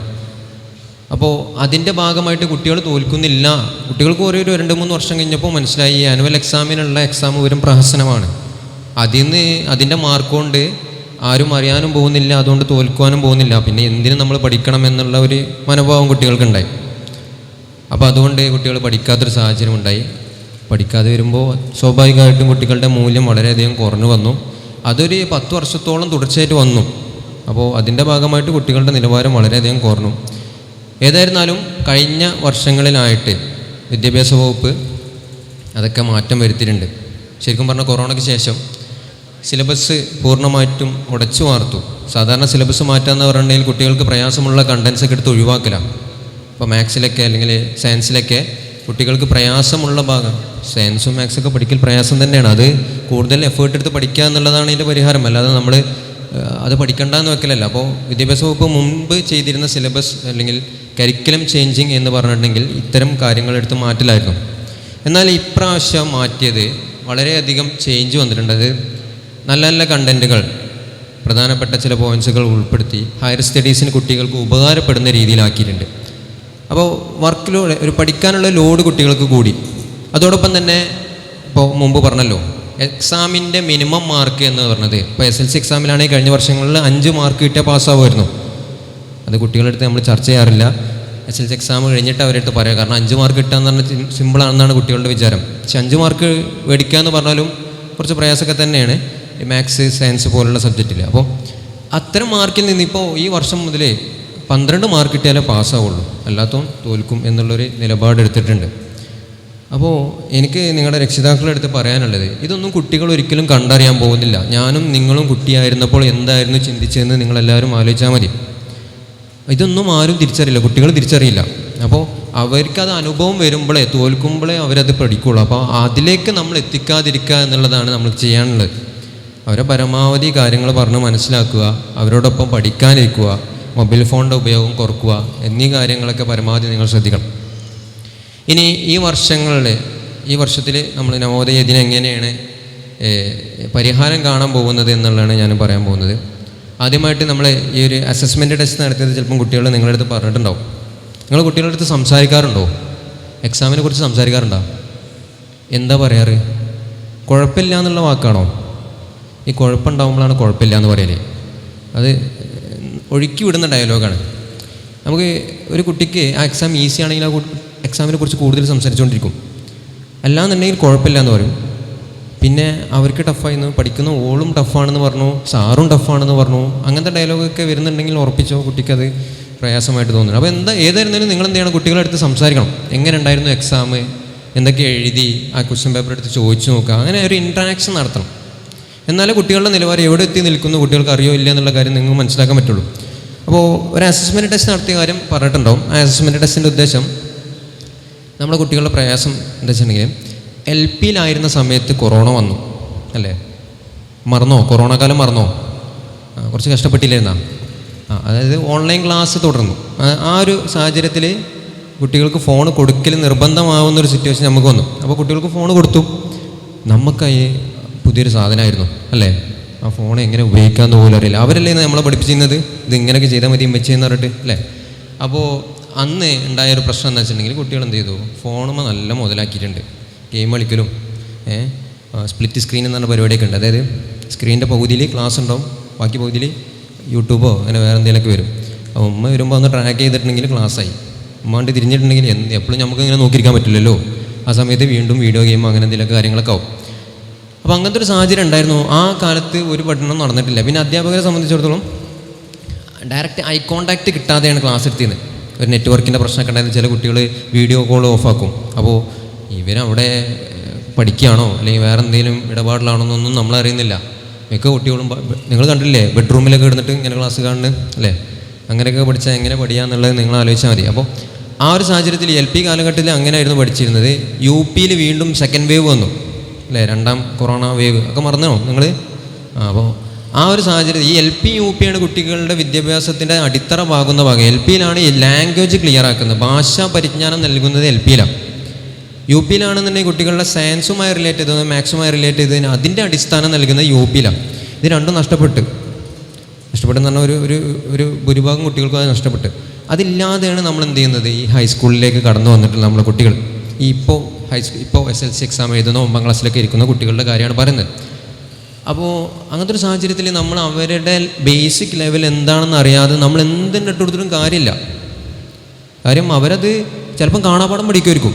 അതെന്താണ് ഏതാണ് ഇപ്പോൾ തത്തമ്മ പൂച്ച എന്ന് പറഞ്ഞിട്ട് വിളിച്ച് പറയുന്ന പോലെ ചിലപ്പം കുട്ടികൾ പറയും. അപ്പോൾ അതുകൊണ്ട് എക്സാമിന് സ്കോർ ചെയ്യാൻ പറ്റില്ല. നമ്മുടെ ഇപ്പോഴത്തെ പുതിയ പാറ്റേൺ പ്രകാരം, എക്സാമിൻ്റെ പാറ്റേൺ പ്രകാരം കുട്ടിക്കൊരു വിഷയത്തിൽ, ഇപ്പോൾ സയൻസ് പോലുള്ള ടോപ്പിക്സ് ആണെന്നുണ്ടെങ്കിൽ പോലും കുട്ടിക്ക് ആ വിഷയത്തിൽ ആ ടോപ്പിക്കിൽ അറിയുമെങ്കിൽ മാത്രമേ അതിൽ സ്കോർ ചെയ്യാൻ പറ്റുള്ളൂ. അങ്ങനത്തെ രീതിയിലുള്ള ക്വസ്റ്റ്യൻസാണ് ഇപ്പോൾ വരുന്നത്. അല്ലാതെ സ്ഥിരമായിട്ട് നമുക്ക് അധ്യാപകർക്ക് കൃത്യമായിട്ട് വരും, പാരൻസിന് അത് കറക്റ്റായിട്ട് മനസ്സിലാവുമെന്ന് അറിയില്ല. കഴിഞ്ഞ വർഷങ്ങളിലൊക്കെ നമുക്ക് എക്സാമിൻ്റെ ഒരു ദിവസം മുമ്പൊക്കെ നമുക്ക് എന്ത് ചെയ്യാൻ പറ്റും, ഒരു ക്ലാസ് വെച്ചിട്ട് അല്ലെങ്കിൽ ഇപ്പോൾ യൂട്യൂബിലൊക്കെ കാണില്ലേ, എന്താ പറയുക, പ്രഡിക്ഷൻ ക്ലാസ് എന്ന് പറയും, കേട്ടിട്ടുണ്ടോ നിങ്ങൾ? പ്രഡിക്ഷൻ ക്ലാസ് യൂട്യൂബിന് തലേന്ന് ക്ലാസ് കാണണമെന്നാണ് വാശി പിടിക്കലില്ലേ എക്സാമിൻ്റെ തലേന്ന് അല്ലേ? അത് പ്രഡിക്ഷൻ ക്ലാസ് എന്ന് പറഞ്ഞ ക്ലാസ് ഉണ്ട്. അപ്പോൾ അതിൽ നാളെ ഇന്ന ക്വസ്റ്റ്യൻസ് വരും, ആ ക്വസ്റ്റ്യൻസ് വന്നില്ലെങ്കിൽ ഞാൻ തല മുട്ടയടിക്കും എന്നൊക്കെ അധ്യാപകർ വിളിച്ച് പറയുന്നതാണ്. അപ്പോൾ അങ്ങനത്തെ ക്വസ്റ്റ്യൻ പേപ്പറൊക്കെ മുൻകൂട്ടി കണ്ടിട്ട് വിളിച്ച് പറയുന്നതാണ്. അപ്പോൾ അങ്ങനെ നമുക്കും ചെയ്യാൻ പറ്റിയിരുന്നു. ക്വസ്റ്റ്യൻ പേപ്പർ അടിച്ചു മാറ്റിയിട്ടല്ല, അല്ലാതെ തന്നെ നമുക്ക് പറ്റിയിരുന്നു. അതായത് ഒരു 3-4 വർഷത്തെ ക്വസ്റ്റ്യൻ പേപ്പർ എടുത്ത് നോക്കിയിട്ടുണ്ടെങ്കിൽ റിപ്പീറ്റഡ് ആയിട്ട് ആ ചോദ്യങ്ങൾ തന്നെ വീണ്ടും വീണ്ടും വീണ്ടും ചോദിക്കുന്ന ഇപ്പോൾ കെമിസ്ട്രിയിലൊക്കെ ആണെന്നുണ്ടെങ്കിൽ ഒരു 10-12 മാർക്കിനോളം റിപ്പീറ്റഡ് ക്വസ്റ്റ്യൻസ് വന്നിരുന്നു. അപ്പോൾ നമുക്ക് ഒന്നും അറിയാത്ത കുട്ടിയാണെങ്കിൽ പോലും, അതായത് 9ാം ക്ലാസ്സിൽ നിന്ന് ഡയറക്റ്റ് വന്ന കുട്ടിയാണെങ്കിൽ പോലും ആ ടോപ്പിക്ക് മാത്രം ഒരു 3 മണിക്കൂർ കയ്യിൽ കിട്ടിയാൽ നമുക്ക് എന്ത് ചെയ്യാൻ പറ്റും, ആ കുട്ടീനെ പഠിപ്പിച്ച് വിടാൻ പറ്റുമായിരുന്നു. എന്നാൽ ഇപ്രാവശ്യം, അതായത് കഴിഞ്ഞ വർഷം മുതൽ കറക്റ്റായിട്ട് പറയുകയാണെങ്കിൽ കഴിഞ്ഞ വർഷം മുതൽ എന്ത് ചെയ്ത് എക്സാമിൻ്റെ പാറ്റേൺ അടിമുടി മാറി. ഇനി ആ പരിപാടി നടക്കൂല. അതായത് സ്ഥിരമായിട്ട് ചോദിക്കുന്ന ചോദ്യങ്ങളൊന്നുമില്ല. ഇപ്പോൾ എവിടുന്നാ ചോദിക്കുക ആർക്കും അറിയില്ല. പിന്നെ ഈ ഫസ്റ്റ് ടൈം സെക്കൻഡ് ടൈം എക്സാമിൻ്റെ ക്വസ്റ്റ്യൻ പേപ്പേഴ്സൊക്കെ ആണെന്നുണ്ടെങ്കിൽ ചില അധ്യാപകർ യൂട്യൂബിലൊക്കെ ചില അധ്യാപകർ എന്ത് ചെയ്യുന്നുണ്ട്, തലേന്നൊക്കെ എവിടെന്നെങ്കിലുമൊക്കെ സംഘടിപ്പിച്ച് ഈ ഗവൺമെൻറ് തലത്തിലുള്ള അധ്യാപകരുടെ അടുത്ത് നിന്നൊക്കെ കിട്ടും, അങ്ങനെ സംഘടിപ്പിച്ച് അത് ലീക്ക് ചെയ്യുന്നുണ്ട്. പക്ഷേ SLC എക്സാമിൻ്റെ ക്വസ്റ്റ്യൻ പേപ്പർ ഒരിക്കലും അത് പ്രതീക്ഷിച്ച് നമ്മുടെ ചില കുട്ടികൾ എന്ത് ചെയ്യും, ആ എക്സാമിൻ്റെ ക്വസ്റ്റ്യൻ പേപ്പറൊക്കെ അതേപോലെ വന്നിരുന്നു എന്നുള്ള പ്രതീക്ഷയിൽ SLC എക്സാമിൻ്റെ ക്വസ്റ്റ്യൻ പേപ്പർ അതുപോലെ പ്രതീക്ഷിച്ച് ഈ ക്ലാസ് കാണും. പക്ഷേ SLC എക്സാമിന് അങ്ങനെ കിട്ടില്ല. പോലീസ് സെക്യൂരിറ്റിയിലോട് കൂടിയാണ് ക്വസ്റ്റ്യൻ പേപ്പർ വരുന്നത്.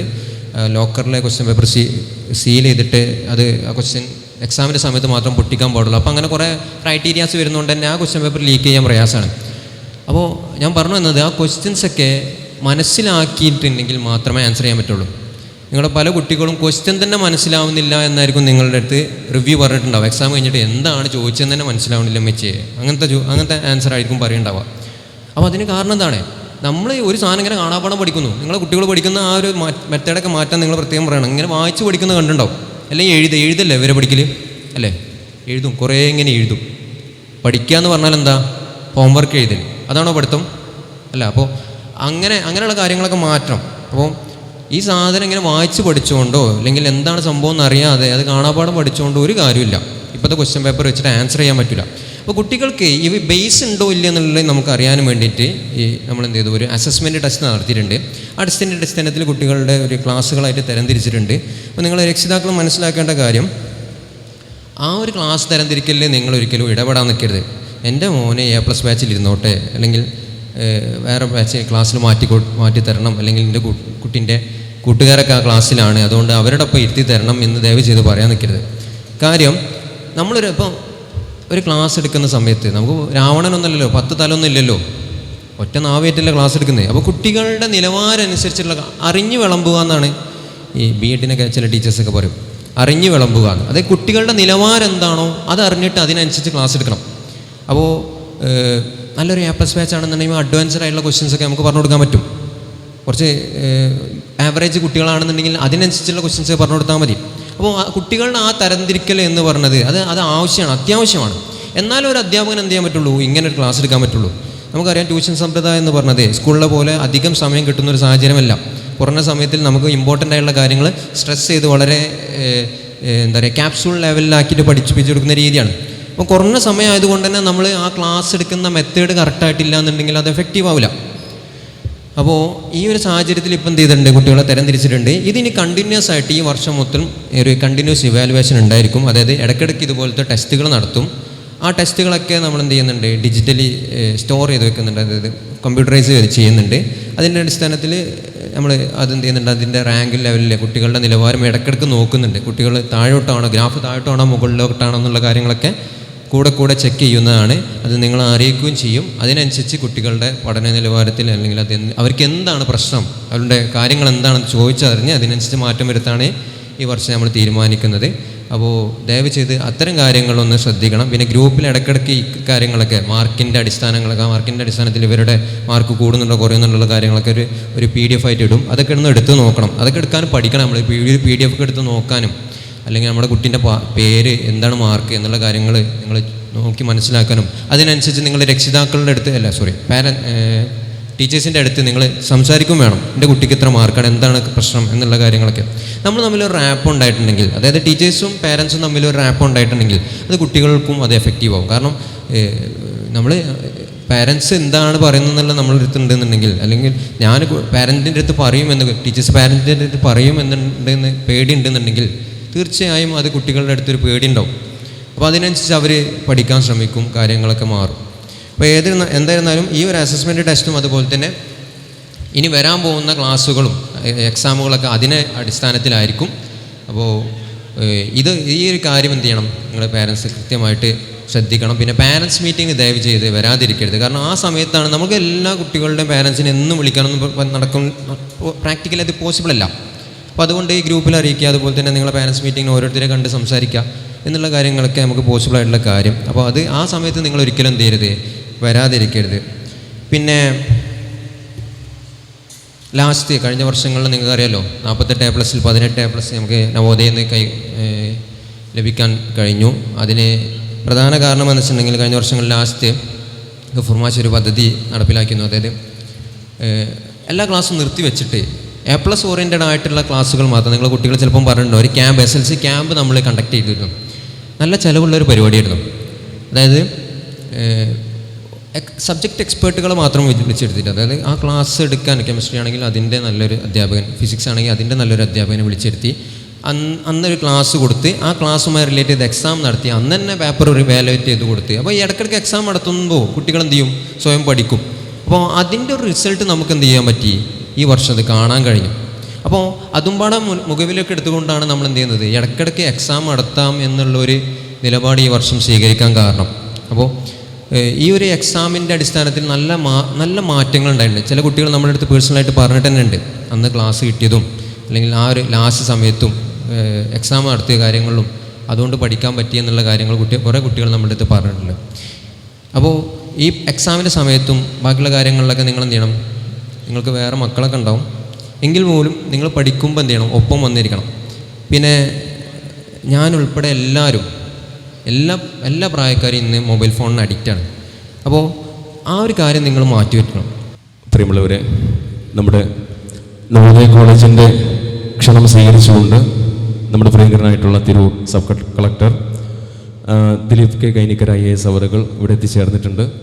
അദ്ദേഹം തിരക്കുകളുണ്ടെങ്കിലും അതൊക്കെ മാറ്റിവെച്ചുകൊണ്ട് നിങ്ങളുമായിട്ടൊന്ന് സംവദിക്കുന്നതിന് വേണ്ടിയിട്ട് അദ്ദേഹം എത്തിച്ചേർന്നു. നവോദയയെ സംബന്ധിച്ച് 2 കാര്യം പറഞ്ഞുകൊണ്ട് അദ്ദേഹത്തെ ഉദ്ഘാടനത്തിന് വേണ്ടി ക്ഷണിക്കുകയാണ്.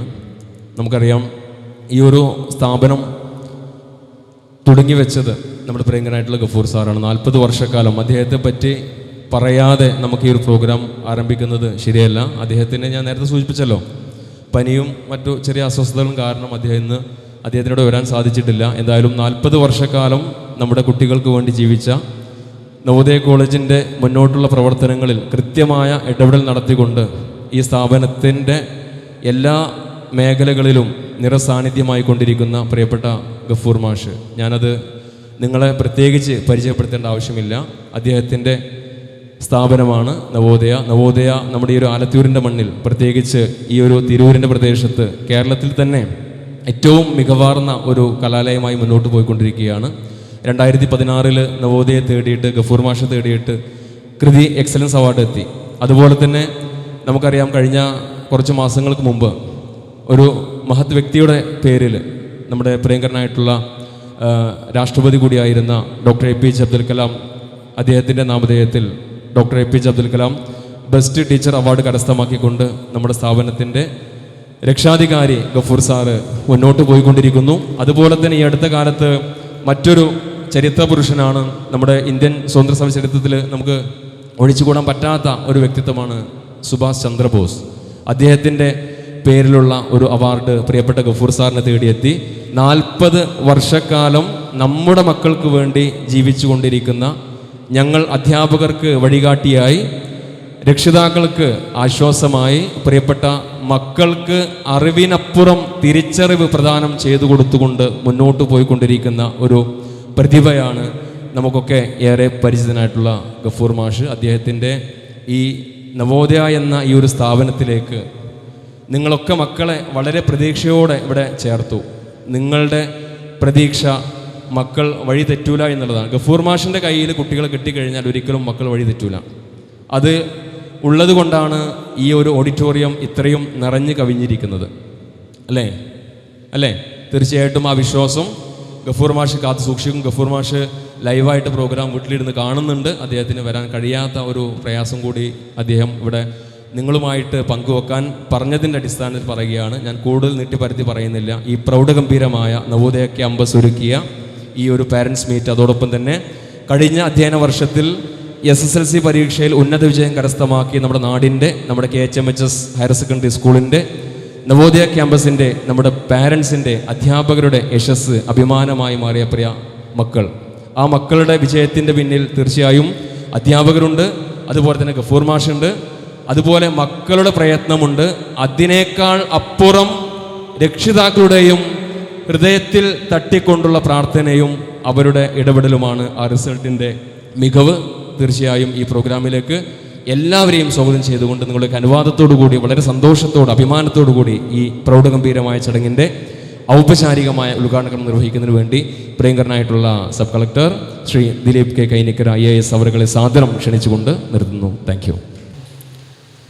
വളരെയധികം സന്തോഷമുണ്ട്. ഈ അടുത്ത് റിസൾട്ട് പ്രഖ്യാപിക്കപ്പെട്ട 10ാം ക്ലാസ് പരീക്ഷയിൽ വളരെ മികച്ച വിജയം തന്നെ നേടി നമ്മുടെ നാടിൻ്റെ അഭിമാനങ്ങളായിട്ട് മാറിയ കുട്ടികളെ നമ്മൾ അംഗീകരിക്കുന്ന, അവരുടെ കഴിവുകൾക്ക് പ്രോത്സാഹനം നൽകുന്ന, അതോടൊപ്പം 8, 9, 10 ക്ലാസ്സുകളിൽ പഠിക്കുന്ന ഇനിയും നമ്മുടെ ഭാവി പ്രതീക്ഷകളായ വിദ്യാർത്ഥികളുടെ മാതാപിതാക്കൾ കൂടി ഉൾപ്പെടുന്ന ഈ ഒരു പ്രോഗ്രാമിൽ എത്തിച്ചേരുവാനും കുറച്ച് സമയം നിങ്ങളോടൊപ്പം ചിലവഴിക്കുവാനും സാധിക്കുന്നത് വ്യക്തിപരമായിട്ട് തന്നെ ഒരു സന്തോഷമായിട്ടും അഭിമാനമായിട്ടുമാണ് കാണുന്നത്.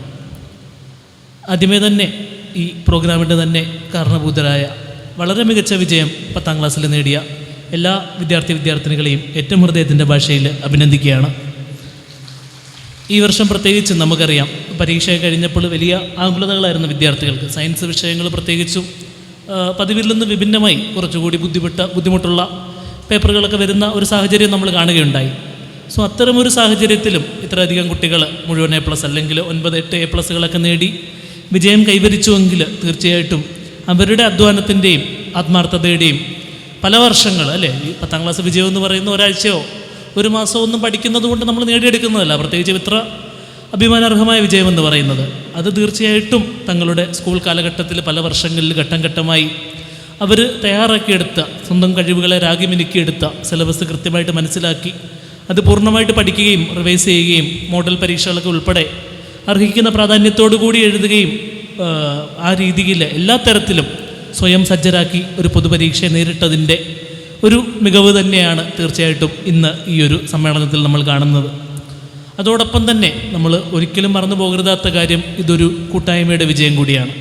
അല്ല, ഇന്ന് ഈ ഒരു പ്രോഗ്രാം കാണുമ്പോഴും നമുക്കറിയാം തീർച്ചയായിട്ടും കുട്ടികൾ തങ്ങളുടെ കഴിവിൻ്റെ പരമാവധി അധ്വാനിക്കുകയും തങ്ങളുടെ മറ്റു പല സന്തോഷവേളകളൊക്കെ മാറ്റിവെച്ച് പഠിക്കുകയും അക്കാഡമിക്സിൽ കൃത്യമായി ഫോക്കസ് ചെയ്യുകയും ചെയ്തതിൻ്റെ ഒരു റിസൾട്ട് തന്നെയാണിത്.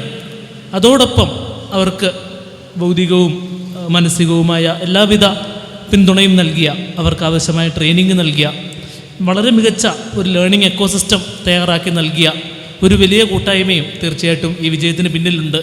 അതിൻ്റെ സന്തോഷവും അഭിമാനവും ഒക്കെ തീർച്ചയായിട്ടും അവർക്ക് കൂടി അവകാശപ്പെട്ടതാണ്. അതിൽ തീർച്ചയായിട്ടും കുട്ടികൾ പഠിച്ച സ്കൂളുകളിലെ അധ്യാപകർ, നവോദയ കോളേജ് പോലെയുള്ള സ്ഥാപനങ്ങളിലെ വളരെ മികച്ച ഗുരുഭൂതർ ഒക്കെ തീർച്ചയായിട്ടും ഇതിൽ വലിയ പങ്ക് വഹിച്ചിട്ടുണ്ട്. നമ്മുടെ നാട്ടിൽ പ്രത്യേകിച്ചും നമുക്കറിയാം, കഴിഞ്ഞ 1-2 പതിറ്റാണ്ടിനുള്ളിൽ തന്നെ നമ്മുടെ ജില്ലയിലെ റിസൾട്ടുകളിൽ വലിയൊരു കുതിച്ചുചാട്ടം നമുക്ക് കാണുവാൻ സാധിക്കും. ഇന്ന് റിസൾട്ട് പ്രഖ്യാപിക്കുമ്പോൾ ഏറ്റവും കൂടുതൽ A+ ഉള്ള, അല്ലെ ഏറ്റവും കൂടുതൽ കുട്ടികൾ A+ നേടുന്ന സ്കൂളുകളുള്ള, പല രീതിയിൽ അംഗീകരിക്കപ്പെടുന്ന ഒരു ജില്ലയായിട്ട് നമുക്ക് മാറാൻ സാധിച്ചുവെങ്കിൽ അത് വളരെ പിന്നോക്കമായിരുന്ന, പഠനത്തിൽ പിന്നോക്കമായിരുന്ന ഒരു അവസ്ഥയിൽ നിന്നും ഈ നാടിനെ കൈ പിടിച്ച് നടത്തിയ വിദ്യാഭ്യാസ പ്രവർത്തകരുടെ, ചിന്തകരുടെ, സ്കൂൾ അധ്യാപകരുടെ, പ്രിൻസിപ്പളുമാരുടെ, PTA ഒക്കെ വലിയൊരു പരിശ്രമം അതിന് പിന്നിലുണ്ടെന്ന് നമുക്കറിയാം. പ്രത്യേകിച്ചും വിജയബേരി പോലെയുള്ള പ്രോഗ്രാമുകളിലൂടെ ഓരോ കുട്ടിക്കും ആവശ്യമായ പേഴ്സണലൈസ് അറ്റൻഷൻ നൽകുകയും അവർ കഴിവിൻ്റെ പരമാവധി കുട്ടികളെ A+ എത്തുകയും ഒരു കുട്ടി പോലും ഒരു വിഷയത്തിലും പരാജയപ്പെട്ടു പോകരുത് എന്ന ലക്ഷ്യത്തോടു കൂടി അഹോരാത്രമല്ലേ അവധി ദിവസങ്ങളും രാത്രികളുമൊക്കെ പരിശ്രമിക്കുകയും ചെയ്തതിൻ്റെ റിസൾട്ട് കൂടിയാണിത് എന്ന് നമുക്ക് നിസ്സംശയം പറയാം. അതേപോലെ മാതാപിതാക്കൾ, ഇന്നത്തെ കാലഘട്ടത്തിൽ കുട്ടികളുടെ വലിയൊരു ഭാഗ്യമാണ് ഈ തലമുറയിലെ മാതാപിതാക്കൾ എന്നാണ് എനിക്ക് പറയാനുള്ളത്. നമുക്കറിയാം, ഒരു കാലഘട്ടത്തിൽ കുട്ടികളെ സ്കൂളിലേക്ക് പറഞ്ഞയച്ചാൽ അതോടുകൂടി തങ്ങളുടെ ഉത്തരവാദിത്തം കഴിഞ്ഞു, അവർ സ്കൂളിൽ എന്തെങ്കിലുമൊക്കെ ചെയ്യട്ടെ എന്ന് ചിന്തിച്ചിരുന്ന ഒരു തലമുറ മാതാപിതാക്കൾ കുറച്ച് വർഷങ്ങൾക്ക് മുമ്പുണ്ടായിരുന്നു. പക്ഷെ അത് മാറി കുട്ടികളെ കേവലം സ്കൂളിലേക്ക് അയക്കുന്നതിനപ്പുറം അവരുടെ ഓരോ കാര്യത്തിലും അവരുടെ വ്യക്തിത്വ വികസനത്തിലാകട്ടെ, പഠനത്തിലാകട്ടെ, പാഠ്യേതര പ്രവർത്തനങ്ങളിലാകട്ടെ തങ്ങളുടെ നിസ്സീമമായ പിന്തുണ കൂടി അവർക്ക് ആവശ്യമുണ്ട് എന്ന ബോധ്യമുള്ള മാതാപിതാക്കൾ തീർച്ചയായിട്ടും നമ്മൾ കൈവരിക്കുന്ന, നമ്മുടെ കുട്ടികൾ കൈവരിക്കുന്ന, നമ്മുടെ നാട് കൈവരിക്കുന്ന ഇത്തരം അഭിമാനാർഹമായ നേട്ടങ്ങളിൽ വലിയ പങ്ക് വഹിക്കുന്നുണ്ട്. സർക്കാർ സ്കൂളുകളിലൊക്കെ നമ്മൾ പോകുമ്പോൾ നമുക്ക് ആ മാറ്റം കാണാൻ സാധിക്കും. PTA വളരെ ക്രിയാത്മകമായ ഇടപെടലുകൾ നമുക്ക് കാണുവാൻ സാധിക്കും. പലപ്പോഴും സർക്കാർ ഫണ്ടുകളുടെ അല്ലെങ്കിൽ മാനേജ്മെൻറ്റ് ഫണ്ടുകളുടെയൊക്കെ അപര്യാപ്തത വരുമ്പോൾ പല ഭൗതിക സാഹചര്യങ്ങളും ഏറ്റവും മികച്ച രീതിയിൽ കുട്ടികൾക്ക് നമുക്ക് നൽകാൻ സാധിക്കുന്നത് PTA വലിയ സഹകരണം കൊണ്ടാണ്, നാട്ടുകാരുടെ വലിയ പിന്തുണ കൊണ്ടാണ്. അതേപോലെ തന്നെ നമുക്കറിയാം, നമ്മുടെ കുട്ടികൾ സ്കൂൾ സമയം കഴിഞ്ഞുള്ള ബാക്കി സമയം ചിലവഴിക്കുന്നത് നമ്മുടെ സമൂഹത്തിലാണ്, പ്രത്യേകിച്ചും അവരുടെ വീടുകളിലാണ്. സോ അവിടെ ഏറ്റവും മികച്ച പഠനാന്തരീക്ഷം തന്നെ അവർക്ക് ഒരുക്കി നൽകുക എന്നുള്ളതും തീർച്ചയായിട്ടും ഓരോ കുട്ടിയുടെയും ഏത് മേഖലയിലുള്ള വിജയമാകട്ടെ അതിന് പിന്നിൽ വലിയ പങ്ക് വഹിക്കുന്നുണ്ട് എന്ന് നിസ്സംശയം നമുക്ക് പറയാൻ സാധിക്കും. അത് അക്കാഡമിക്സിൽ മാത്രമല്ല, ഒരു കുട്ടി നല്ലൊരു ചെസ് പ്ലെയറായിട്ട് മാറുന്നുവെങ്കിൽ, നല്ലൊരു ഗായകനായിട്ട്, നല്ലൊരു ഡാൻസറായിട്ട്, നല്ലൊരു കലാകാരനായിട്ട് മാറുന്നുവെങ്കിൽ അതിനൊക്കെ പിന്നിൽ അതിനാവശ്യമായ കൃത്യമായ ഭൗതിക സാഹചര്യങ്ങൾ തങ്ങളുടെ സാമൂഹികവും സാമ്പത്തികവുമായ പരിമിതികൾക്കിടയിലും തയ്യാറാക്കി നൽകുന്ന മാതാപിതാക്കൾ, വീട്ടുകാർ അതിലേറ്റവും പ്രധാനപ്പെട്ട ഒരു പങ്ക് തന്നെ തീർച്ചയായിട്ടും വഹിക്കുന്നുണ്ട്. സോ ആ രീതിയിൽ വലിയൊരു കൂട്ടായ്മ ഒരുമിച്ച് പ്രയത്നിച്ചതിൻ്റെ റിസൾട്ടാണ് തീർച്ചയായിട്ടും ഇന്ന് നമ്മുടെ കുട്ടികൾ ഇത്ര മനോഹരമായ വിജയം നമുക്ക് നേടിത്തന്നിരിക്കുന്നത്. വരുന്ന വർഷങ്ങളിൽ ഇതിലും മികച്ച റിസൾട്ടുകൾ നേടുവാൻ നമ്മുടെ നിലവിൽ ഹൈസ്കൂൾ ക്ലാസ്സുകളിൽ മുന്നോട്ട് പോയിക്കൊണ്ടിരിക്കുന്ന കുട്ടികൾക്ക് ഇതൊരു പ്രചോദനം കൂടിയായി മാറട്ടെ എന്നാണ് എനിക്ക് ആശംസിക്കാനുള്ളത്. പ്രത്യേകിച്ചും നമുക്കറിയാം, എക്സാമിൻ്റെ ആ ഒരു പാറ്റേൺ മാറി വന്നുകൊണ്ടിരിക്കുന്നതല്ലേ, എല്ലാ കുട്ടികളെയും പാസ്സാക്കി വിടുക എന്നൊരു സാഹചര്യത്തിൽ നിന്നും കുറച്ചുകൂടി ക്വാളിറ്റിയുള്ള പേപ്പറുകൾ സെറ്റ് ചെയ്യുക, കുറച്ചുകൂടി കുട്ടികൾക്ക് ലേണിംഗ് ഔട്ട്കംസ് ഉറപ്പുവരുത്തുക. അവർ 10ാം ക്ലാസ് പാസ്സാകുമ്പോൾ വിവിധ വിഷയങ്ങളിൽ കൃത്യമായ അടിത്തറയോടുകൂടി തന്നെയാണ് അവർ മുന്നോട്ട് പോകുന്നത് എന്ന് ഉറപ്പുവരുത്തുക എന്നുള്ളതൊക്കെ കൂടി പാഠ്യക്രമത്തിൻ്റെ ഭാഗമായി മാറണം എന്നൊരു തിരിച്ചറിവ് ഇന്ന് നമ്മുടെ വിദ്യാഭ്യാസ ക്രമത്തിന് വന്നിട്ടുണ്ട്.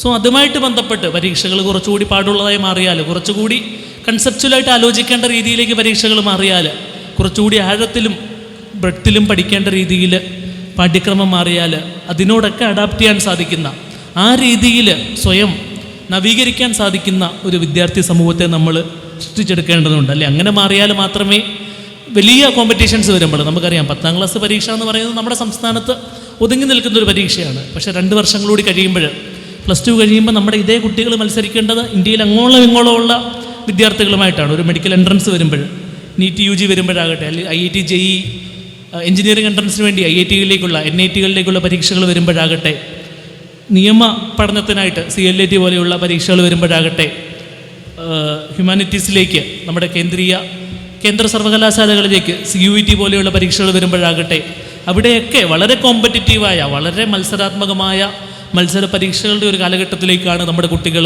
ഇനി നടന്നു കയറേണ്ടത്. സോ ആ രീതിയിൽ ഇന്ന് മുഴുവൻ A+ കിട്ടിയ കുട്ടികളെ നമ്മൾ ആദരിക്കുമ്പോൾ അതിന് രണ്ടർത്ഥങ്ങളുണ്ടെന്നാണ് ഞാൻ മനസ്സിലാക്കുന്നത്. ഒന്ന്, തീർച്ചയായിട്ടും തങ്ങളുടെ പൊട്ടൻഷ്യൽ അവർ കൃത്യമായിട്ട് വെളിവാക്കിയതിൻ്റെ, അവരുടെ അധ്വാനത്തിലൂടെ, അവരുടെ നിസ്സീമമായ പ്രയത്നത്തിലൂടെ ഇത്ര മികച്ചൊരു വിജയം നേടിയെടുത്തതിൽ അവരെ അഭിനന്ദിക്കുക, അവരുടെ കഴിവുകളെ പ്രോത്സാഹിപ്പിക്കുക എന്നുള്ളത് തീർച്ചയായിട്ടും ഇത്തരം സമ്മേളനങ്ങളുടെ ഒരു ഉദ്ദേശ ലക്ഷ്യമാണ്. അതേപോലെ തന്നെ ഒരുപക്ഷെ അതിലുപരിയായിട്ട് ഈ നാട് വലിയൊരു പ്രതീക്ഷയാണ് ഈ വിദ്യാർത്ഥികളിൽ വയ്ക്കുന്നത് എന്നുള്ളതിൻ്റെ ഒരു സാക്ഷ്യപത്രം കൂടിയാണ് ഇത്തരം പ്രോഗ്രാമുകളെന്നാണ് എനിക്ക് പറയാനുള്ളത്. അല്ലേ, 10ാം ക്ലാസ്സിൽ മുഴുവൻ A+ വാങ്ങാൻ സാധിച്ചെങ്കിൽ, 8, 9 A+കളൊക്കെ വാങ്ങാൻ സാധിച്ചെങ്കിൽ, അവർ മനസ്സ് വെച്ചാൽ, ഇതേ രീതിയിൽ അധ്വാനിച്ചാൽ, കൃത്യമായൊരു പ്ലാനോടുകൂടി മുന്നോട്ട് പോയാൽ, എത്ര വലിയ സ്വപ്നങ്ങൾ കണ്ടാലും അത് കയ്യെത്തിപ്പിടിക്കുവാൻ ഈ കുട്ടികളിൽ ഓരോരുത്തർക്കും സാധിക്കും എന്നുള്ളതിൻ്റെ വളരെ മികച്ച ഒരു ദൃഷ്ടാന്തമായിട്ട് കൂടി നമ്മളിത് കാണേണ്ടതുണ്ട്. 2 വർഷം കഴിയുമ്പോൾ ഇന്ത്യയിലെ ഏറ്റവും മികച്ച സർവകലാശാലകളിൽ തന്നെ എത്തുവാൻ, IIT-കളിൽ എത്തുവാൻ, എയിംസ് പോലെയുള്ള മെഡിക്കൽ കോളേജുകളിൽ എത്തുവാൻ, ഡൽഹി യൂണിവേഴ്സിറ്റിയോ ഹൈദരാബാദ് സെൻട്രൽ യൂണിവേഴ്സിറ്റിയോ ഒക്കെ പോലെയുള്ള ഏറ്റവും മികച്ച കേന്ദ്ര സർവകലാശാലകളിൽ എത്തുവാനൊക്കെ നമ്മുടെ വിദ്യാർത്ഥികൾക്ക് സാധിക്കേണ്ടതുണ്ട്. ആ രീതിയിൽ ഇനി വരുന്ന വർഷങ്ങളിൽ അവരെ വാർത്തെടുക്കുക എന്ന വലിയൊരു ചുമതല കൂടി മാതാപിതാക്കൾക്കും അധ്യാപകർക്കും ഉണ്ട് എന്നുകൂടി ഈ ഒരു അവസരത്തിൽ നമ്മൾ ഓർക്കേണ്ടതുണ്ട്. സോ ആ രീതിയിൽ നിങ്ങളുടെ മികവിൻ്റെ ഒരു പ്രോത്സാഹനവും മുന്നോട്ടുള്ള യാത്രയിൽ ഒരു ലോഞ്ചിങ് പാഡ്, നിങ്ങൾക്ക് ഊർജ്ജം നൽകുന്ന ഒരു ലോഞ്ചിങ് പാഡുമായിട്ട് ഈ ഒരു പ്രോഗ്രാം മാറട്ടെ എന്ന് ആശംസിക്കുകയാണ്. കുട്ടികളോട് പറയാനുള്ളത്, നിങ്ങൾ വലിയ സ്വപ്നങ്ങൾ കാണുക, അല്ലേ? ഈ അവസരത്തിൽ പ്രത്യേകിച്ചും ഇത്ര മികച്ച രീതിയിൽ നിങ്ങളുടെ പൊട്ടൻഷ്യൽ വെളിവാക്കിയ വിദ്യാർത്ഥികളായ നിങ്ങൾ എത്ര വലിയ സ്വപ്നങ്ങൾ കണ്ടാലും അത് കയ്യെത്തിപ്പിടിക്കാൻ നിങ്ങൾക്ക് സാധിക്കുന്ന ഒരു കാലഘട്ടത്തിലാണ് നമ്മൾ ജീവിക്കുന്നത്, അല്ലേ? വലിയ മാറ്റം, ഞാൻ പറഞ്ഞതുപോലെ തന്നെ ഒരു വലിയ കൂട്ടായ്മ നിങ്ങൾക്ക് പിന്നിലുണ്ട്. നിങ്ങളുടെ അധ്യാപകരാകട്ടെ, മാതാപിതാക്കളാകട്ടെ, തങ്ങൾക്ക് കയ്യെത്തിപ്പിടിക്കാൻ സാധിക്കാതിരുന്ന ലക്ഷ്യങ്ങൾ പോലും തങ്ങളുടെ കുട്ടികൾ കയ്യെത്തിപ്പിടിക്കണമെന്ന് സ്വപ്നം കാണുന്ന ഒരു ബന്ധു സമൂഹം, ഒരു വലിയ സമൂഹം നിങ്ങൾക്ക് പിന്നിലുണ്ട് എന്ന് നിങ്ങൾ ഓർക്കുക. നിങ്ങൾ വലിയ സ്വപ്നങ്ങൾ കാണുക. പ്രത്യേകിച്ചും ഇന്നത്തെ കാലഘട്ടത്തിൽ നമുക്കറിയാം, അവസരങ്ങളുടെ വലിയൊരു ജനാധിപത്യവൽക്കരണം ഉണ്ടായിക്കൊണ്ടിരിക്കുന്ന ഒരു കാലഘട്ടത്തിലാണ് നമ്മൾ ജീവിക്കുന്നത്. ഒരു 20-30 വർഷം മുമ്പ് വരെ, ഒരു 2000 വരെയൊക്കെ ഒരു IIT-യിൽ എത്തിച്ചേരണമെങ്കിൽ നിങ്ങളൊരു മെട്രോ സിറ്റിയിൽ പോയി കോച്ചിങ്ങിന് പോയാലേ നമുക്കത് എത്തിച്ചേരാൻ സാധിക്കുകയുള്ളായിരുന്നു. സിവിൽ സർവീസ് കിട്ടണമെങ്കിൽ ഡൽഹിയിൽ പോയി തന്നെ പഠിച്ചാലേ സാധിക്കുകയുള്ളായിരുന്നു. അതിനാവശ്യമായ കോച്ചിങ് ക്ലാസ്സുകളാകട്ടെ, ബുക്കുകളാകട്ടെ വേറെ എങ്ങും ലഭിക്കാത്ത ഒരു സാഹചര്യം ഉണ്ടായിരുന്നു. സോ അങ്ങനെ വലിയ പ്രിവിലേജുള്ള, സാമൂഹികവും സാമ്പത്തികവുമായിട്ട് വരേണ്യവർഗത്തിൽ മാത്രം നിൽക്കുന്നവർക്ക് കയ്യെത്തിപ്പിടിക്കാൻ സാധിക്കുന്ന ദന്തഗോപുരങ്ങളായിട്ട് സിവിൽ സർവീസും നമ്മുടെ മെഡിക്കൽ കോളേജുകളും IIT-കളും ഒക്കെ നിലനിന്നിരുന്നൊരു കാലഘട്ടം ഉണ്ടായിരുന്നു. പക്ഷേ ഇന്ന് ഈ ഒരു 2026 നിൽക്കുമ്പോൾ അങ്ങനെയല്ല സാഹചര്യം എന്നുകൂടി നമ്മൾ കൃത്യമായിട്ട് മനസ്സിലാക്കേണ്ടതുണ്ട്. ഓരോ വർഷവും സിവിൽ സർവീസ് റാങ്ക് ലിസ്റ്റ് വരുമ്പോൾ ഞാൻ പറയുന്നത് വിശ്വസിക്കേണ്ട, നിങ്ങൾ പത്രങ്ങൾ വായിച്ചാൽ മതി. വളരെ പരിമിതമായ സാഹചര്യങ്ങളിൽ നിന്ന്, തൊഴിലാളി വർഗത്തിൽ നിന്ന്, വളരെ അടിസ്ഥാന സൗകര്യങ്ങൾക്ക് പോലും ബുദ്ധിമുട്ടുന്ന ജനതയിൽ നിന്നും സിവിൽ സർവീസ് വിജയികൾ, എഞ്ചിനീയേഴ്സ്, മെഡിക്കൽ കോളേജുകളിലേക്ക് അഡ്മിഷൻ നേടുന്ന വിദ്യാർത്ഥികളൊക്കെ ഉണ്ടായി വരുന്ന വളരെ മനോഹരമായ വാർത്തകൾ ഓരോ വർഷവും നമുക്ക് കാണുവാൻ സാധിക്കുന്ന ഒരു കാലഘട്ടത്തിലൂടെയാണ് നമ്മൾ പോകുന്നത്. ഒരു സമയത്ത് ഡൽഹിയിൽ മാത്രം ലഭ്യമായിരുന്ന കോച്ചിങ് ക്ലാസ്സുകൾ, ബുക്കുകൾ ഒക്കെ നമ്മുടെ വിരൽത്തുമ്പിൽ ഇൻ്റർനെറ്റിൽ, ഈ ഒരു ഡിജിറ്റൽ യുഗത്തിൽ ലഭിക്കുന്ന ക്ലാസ്സുകൾ, ഓൺലൈനായിട്ട് ലഭിക്കുന്ന വളരെ മികച്ച കോച്ചിങ് സൗകര്യങ്ങൾ ഓരോ പഞ്ചായത്തിലും, ഓരോ മുനിസിപ്പാലിറ്റിയിലും, ഓരോ ജില്ലയിലും ഉണ്ടായി വരുന്ന ഒരു മനോഹരമായ, നിങ്ങൾക്ക് മുമ്പുള്ളൊരു തലമുറയ്ക്ക് സ്വപ്നം പോലും കാണാൻ സാധിക്കാതിരുന്ന അവസരങ്ങളുടെ ഒരു ലോകത്തിലേക്ക് കൂടിയാണ് നിങ്ങൾ കാലെത്തി വയ്ക്കുന്നത് എന്ന് ഏറ്റവും പ്രിയപ്പെട്ട വിദ്യാർത്ഥിനികളായ നിങ്ങൾ ഒരിക്കലും മറക്കാതിരിക്കുക. ആ അവസരങ്ങൾക്ക് അതിൻ്റെ പരമാവധി പ്രയോജനപ്പെടുത്തുവാൻ നിങ്ങൾ ഓരോരുത്തരും ശ്രദ്ധിക്കുക. അതിന് ഇനി വരുന്ന ഓരോ ദിവസവും ഇതിലും മികച്ച വിജയങ്ങൾ നേടി ഈ നാടിൻ്റെയും മാതാപിതാക്കളുടെയും അഭിമാനങ്ങളായി തീരും എന്ന ലക്ഷ്യത്തോടു കൂടി മുന്നോട്ട് പോകുവാൻ നിങ്ങൾക്ക് എല്ലാവർക്കും സാധിക്കട്ടെ എന്ന് ആശംസിക്കുന്നു. ഹൈസ്കൂൾ വിദ്യാർത്ഥികൾ വരുന്ന വർഷങ്ങളിലല്ലേ, ഈ വർഷം നമുക്ക് 40ഓളം കുട്ടികളെയാണ് നമ്മൾ ആദരിക്കുന്നത്. വരുന്ന വർഷങ്ങളിൽ അതിൽ കൂടുതൽ 50ഉം 100ഉമൊക്കെ കുട്ടികളെ ആദരിക്കാൻ കഴിയുന്ന രീതിയിൽ ഇതിലും മികച്ച റിസൾട്ടുകൾ വാങ്ങി മുന്നോട്ട് പോകുവാൻ ഇനി വരുന്ന ബാച്ചുകൾക്ക് സാധിക്കട്ടെ എന്നുകൂടി ആശംസിച്ചുകൊണ്ട് നിങ്ങളെല്ലാവരും വലിയ ഉയരങ്ങൾ കീഴടക്കി ഇനിയും അനേകവട്ടം നിങ്ങൾ ഓരോരുത്തരെയും അഭിനന്ദിക്കുവാൻ എനിക്കും ഇവിടെയുള്ള അധ്യാപകർക്കും നിങ്ങളെ ഓർത്ത് അഭിമാനിക്കുവാൻ നിങ്ങളുടെ മാതാപിതാക്കൾക്കും ഇനിയും പലവട്ടം അനേകവട്ടം സാധിക്കട്ടെ എന്ന് ആശംസിച്ചുകൊണ്ട് നിർത്തട്ടെ. നന്ദി, നമസ്കാരം. അപ്പൊ നല്ലൊരു നിറഞ്ഞ കൈയ്യടി കൊടുക്കാം നമ്മുടെ നാടിന്റെ, നമ്മുടെ സ്കൂളിന്റെ, നമ്മുടെ പ്രത്യേകിച്ച് നമ്മുടെ നവോദയ ക്യാമ്പസിന്റെ അഭിമാനമായി മാറിയ പ്രിയ വിദ്യാർത്ഥികൾക്കുള്ള സ്നേഹോപഹാര സമർപ്പണമാണ് ഇവിടെ നടക്കാൻ പോകുന്നത്. നമ്മുടെ പ്രിയങ്കരനായിട്ടുള്ള sub collector Shri Dileep K Kainikkara IAS അവറുകളാണ് കുട്ടികൾക്ക് സ്നേഹോപഹാരം നൽകുന്നത്. അദ്ദേഹത്തെ നൽകുന്നതിന് വേണ്ടി ക്ഷണിക്കുന്നു. അത് ഏറ്റുവാങ്ങുന്നതിന് വേണ്ടി പ്രിയപ്പെട്ട മക്കളെയും വേദിയിലേക്ക് ക്ഷണിക്കുകയാണ്. വേദിയിലേക്ക് ക്ഷണിക്കുന്നു ആദിത്യ എമ്മിനുള്ള സ്നേഹോപഹാരം പ്രിയപ്പെട്ട നമ്മുടെ സബ് കളക്ടർ നൽകുന്നു.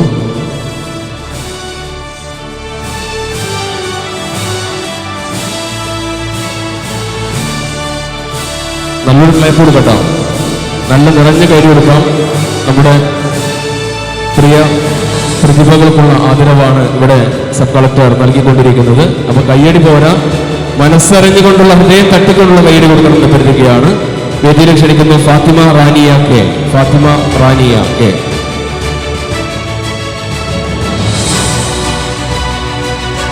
കയ്യടി നിർത്തരുത്, നല്ല അടിപൊളി കയ്യടി കൊടുക്കണമെന്ന് കരുതുകയാണ്.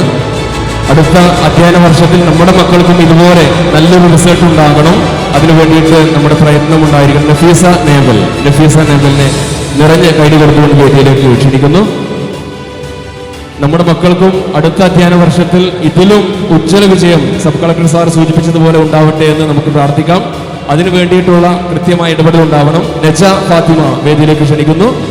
നജ ഫാത്തിമ, കയ്യടിയിൽ പിശുക്ക് കാണിക്കരുത്, മനസ്സറിഞ്ഞുകൊണ്ടുള്ള കയ്യടിയാണ് നമ്മുടെ മക്കൾക്കുള്ള ഏറ്റവും വലിയ അംഗീകാരം. സനിക പി വി വേദിയിലേക്ക് അഭിമാനത്തോടുകൂടി ക്ഷണിക്കുന്നു. വൈഗ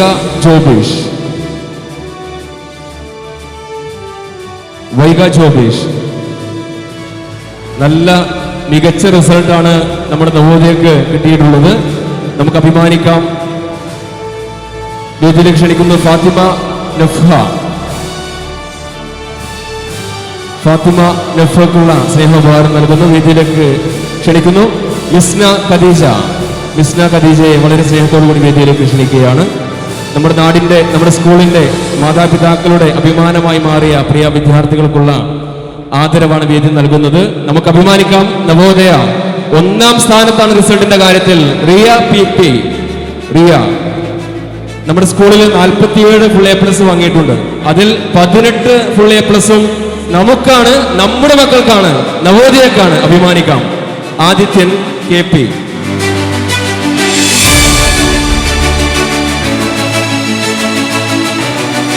മിൻഹാജ്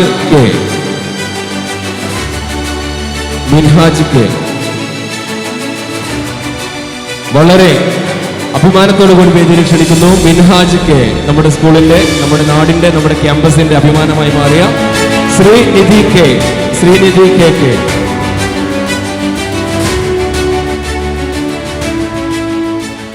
കയ്യടി നന്നായിട്ട് കൊടുക്കണമെന്ന് അഭ്യർത്ഥിക്കുകയാണ്. കയ്യടിയിൽ പിശുക്ക് കാണിക്കരുത്. ഹാനിയ ദിൽഷാദ് വേദിയിലേക്ക് ക്ഷണിക്കുന്നു. ഹാനിയ ദിൽഷാദ്,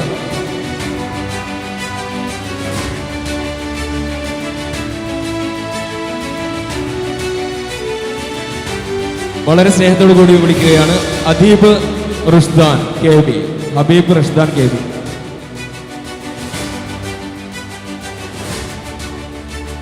അതോടൊപ്പം അഭിമാനത്തോടെ വേദിയിലേക്ക് ക്ഷണിക്കുന്നു ഹരിനന്ദ് KVയെ വളരെ സ്നേഹത്തോടു കൂടി വേദിയിലേക്ക് ക്ഷണിക്കുകയാണ്. നമ്മുടെ പ്രിയപ്പെട്ട സബ് കളക്ടർ സാർ കുട്ടികൾക്കുള്ള ഉപഹാരം നൽകുന്നു. പാരൻസ് വളരെ മോശമാണ്. കൈയ്യടി, നല്ല നിറഞ്ഞ കൈയ്യടി കൊടുത്ത് എല്ലാവരും ചേർന്ന്. സഞ്ജയ് എമ്മിനെ വേദിയിലേക്ക് ക്ഷണിക്കുന്നു. നമ്മുടെ നാടിന്റെ അഭിമാനമായി മാറിയ പ്രിയ SSLC പ്രതിഭകൾക്കുള്ള ആദരവാണ് വേദി നൽകിക്കൊണ്ടിരിക്കുന്നത്. ഹുസൈൻ ആൽദിൻ വീട്ടി.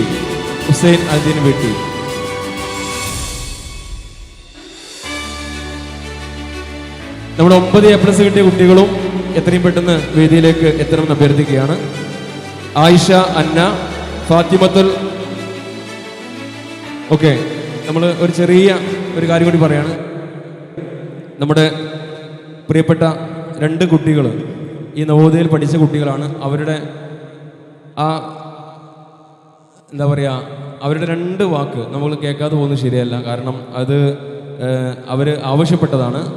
ഈ ഒരു ചരിത്ര മുഹൂർത്തത്തിൽ പ്രിയപ്പെട്ട സബ് കളക്ടർക്ക് മുമ്പാകെ അവർക്ക് 1-2 കാര്യങ്ങൾ പറയണമെന്ന് ആഗ്രഹമുണ്ട്. അപ്പോൾ അതുകൊണ്ട് ആ കുട്ടികളെ വേദിയിലേക്ക് ക്ഷണിക്കുകയാണ്. നേരത്തെ ഫുൾ A+ കരസ്ഥമാക്കി നമ്മുടെ സ്കൂളിൻ്റെ, നമ്മുടെ നവോദയ ക്യാമ്പസിൻ്റെ, ഗഫൂർ മാഷിൻ്റെ, നമ്മുടെ നാടിൻ്റെ, നമ്മുടെ പാരൻസിൻ്റെ ഒക്കെ അഭിമാനമായി മാറിയ എല്ലാ വിദ്യാർത്ഥികളും നമുക്ക് അഭിമാനം തന്ന കുട്ടികളാണ്.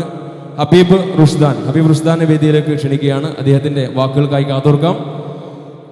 നമ്മുടെ സ്കൂളിലെ ഒരു കൊച്ചു പ്രതിഭയാണ്. പ്രാസംഗിക കലയിൽ 1ാം സ്ഥാനം കരസ്ഥമാക്കി സ്റ്റേറ്റ് ലെവലിലൊക്കെ പിന്നെ നല്ല വിന്നറായിട്ടുള്ള കുട്ടിയാണ്. അദ്ദേഹത്തിൻ്റെ വാക്കുകൾക്കായിട്ട് കാതോർക്കാം. കാലം നമ്മിൽ നിന്നും അകറ്റിയെങ്കിലും റഷീദ് സാർ എന്ന ഗുരുനാഥൻ നവോദയയിൽ നട്ട സ്നേഹത്തിൻ്റെ വിത്തുകൾ ഇന്നും ഇവിടെ തണലായി നിൽക്കുന്നുണ്ട്. അദ്ദേഹത്തിൻ്റെ പ്രിയപ്പെട്ട ഓർമ്മകൾക്ക് മുൻപിൽ പ്രണാമം അർപ്പിച്ചുകൊണ്ട് ഞാൻ സംസാരിച്ചു തുടങ്ങട്ടെ. ഈ അവസരത്തിൽ എനിക്ക് ഇങ്ങനെയൊരു വിജയം നേടിത്തന്ന ദൈവത്തോട് ഞാൻ ആദ്യമായി നന്ദി പറയുകയാണ്. അതുപോലെ എന്നെ ചേർത്തു പിടിച്ച എൻ്റെ പേരൻസിനോടും അതിലുപരി സ്നേഹസമ്പന്നരായ എൻ്റെ അധ്യാപകരോടും നന്ദി രേഖപ്പെടുത്തുന്നു. മനോഹരമായൊരു അധ്യയന വർഷത്തിന് ഇന്ന് തിരശ്ശീല വീഴുകയാണ്. 2 വർഷങ്ങൾക്കപ്പുറം പേടിയോടെയും കൗതുകത്തോടെയും ഈ നവോദയയുടെ പടികടന്നു വന്ന നമ്മൾ ഇന്ന് വലിയ സ്വപ്നങ്ങളുമായി ഇവിടെ നിന്ന് യാത്രയാവുകയാണ്.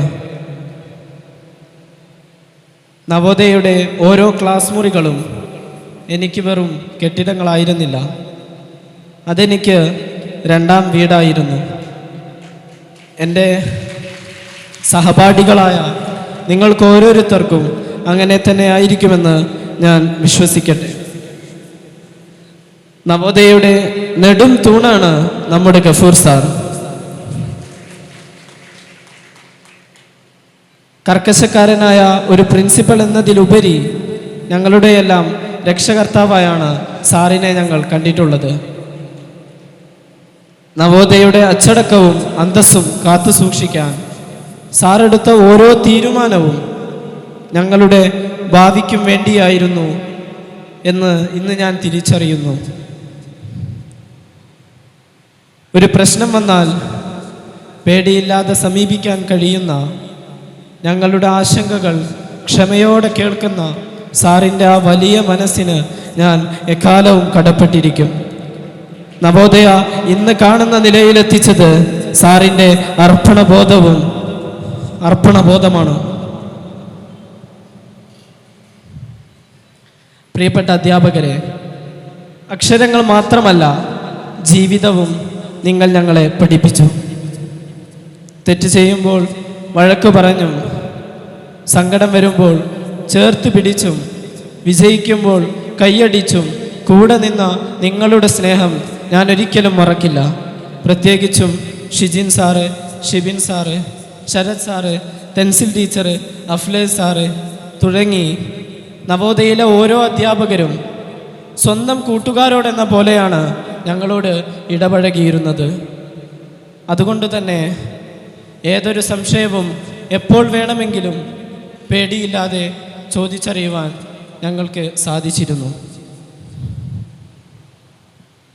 5ാം ക്ലാസ് മുതൽ 9ാം ക്ലാസ് വരെ ഹിന്ദി കാണാതെ പഠിച്ച് പരീക്ഷ എഴുതിയിരുന്ന എനിക്ക് ഇന്നത് അർത്ഥമറിഞ്ഞ് പഠിച്ച് പരീക്ഷ എഴുതാൻ കഴിഞ്ഞിട്ടുണ്ടെങ്കിൽ അതിന് ഞാൻ ഏറ്റവും കൂടുതൽ കടപ്പെട്ടിരിക്കുന്നത് ഉമ്മർ സാറിനോടും കലാം സാറിനോടുമാണ്.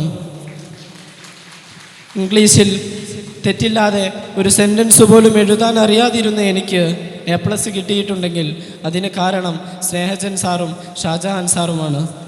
പ്രത്യേകിച്ചും ഞങ്ങൾക്ക് ക്ലാസ് ചാർജ് പോലും ഇല്ലാതിരുന്നിട്ടും ഇംഗ്ലീഷിലെ ഓരോ സംശയങ്ങളും തീർത്തു തന്ന മണികണ്ഠൻ സാറും. നവോദയെക്കുറിച്ച് പറയുകയാണെങ്കിൽ എന്നിൽ തുടങ്ങിയതല്ല, ഗഫൂർ സാറിനും നവോദയക്കും എൻ്റെ കുടുംബവുമായുള്ള ബന്ധം. നവോദയ ആലത്തിയൂരിൽ പ്രവർത്തനം ആരംഭിച്ചതു മുതൽ എൻ്റെ ഉമ്മയുടെ അനിയത്തി, എൻ്റെ ഇക്കാക്ക, അങ്ങനെ തുടങ്ങി എൻ്റെ കുടുംബത്തിലെ ഓരോരുത്തരും നവോദയയിൽ നിന്നും പഠിച്ചിറങ്ങിയവരാണ്.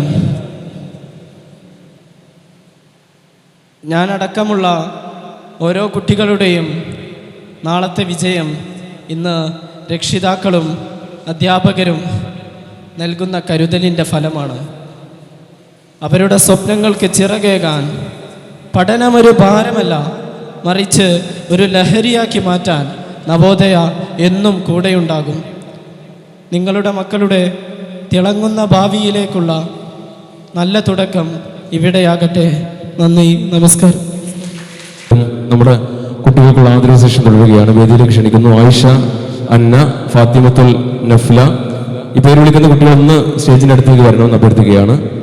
ആയിഷ, അന്ന, ഫാത്തിമത്തുൽ നഫ്ല, മുഫീദ, ഷിഫ്ന, മുഹസിന അലി, മുഹമ്മദ് അൻസിൽ, ഫാത്തിമ ആദില, നിഫ്ല, ഫാത്തിമ റദ്ന CP, നിവേദ് ആനന്ദ്, മുഹമ്മദ് അമൻ എന്നീ കുട്ടികൾ എത്രയും പെട്ടെന്ന് സ്റ്റേജിലേക്ക് എത്തണമെന്ന് അഭ്യർത്ഥിക്കുകയാണ്. അതോടൊപ്പം തന്നെ ഹാന C, റിഷ IP, അതോടൊപ്പം അഖില PV, ഫാത്തിമ ഫർഹാന, ഷംന മെഹ്റ, അക്ഷയ്, മുഹമ്മദ് റംസാൻ, അനാമിക, നവ്യ, വൈഗ, ജിഷ്ണ ഷെറിൻ, അശ്വന്ത്, മുഹമ്മദ് മിഥിലാജ് C, മുഹമ്മദ് റാസിഖ്. ഈ കുട്ടികളെല്ലാവരും ഒന്ന് സ്റ്റേജിലിൻ്റെ സൈഡിലെത്തി നമ്മുടെ മൊമെന്റോ ഏറ്റുവാങ്ങാൻ അഭ്യർത്ഥിക്കുകയാണ്. അടുത്ത സെഷനിലേക്ക് കടക്കുകയാണ്. പ്രിയപ്പെട്ട സബ് കളക്ടർ സാറ് വേദിയിലേക്ക് എത്തി മൊമെന്റോ നൽകുന്നു. വളരെ സ്നേഹത്തോടു കൂടി അഭിമാനത്തോടു കൂടി വേദിയിലേക്ക് ക്ഷണിക്കുകയാണ്. ആയിഷ അംന.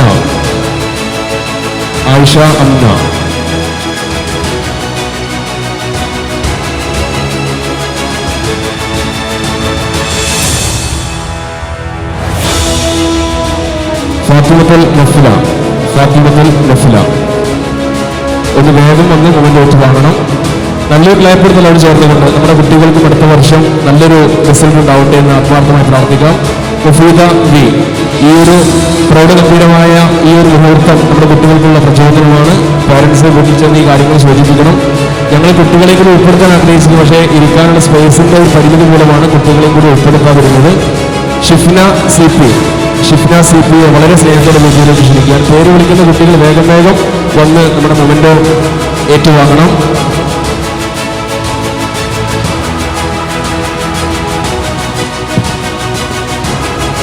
മാസിൻ അലി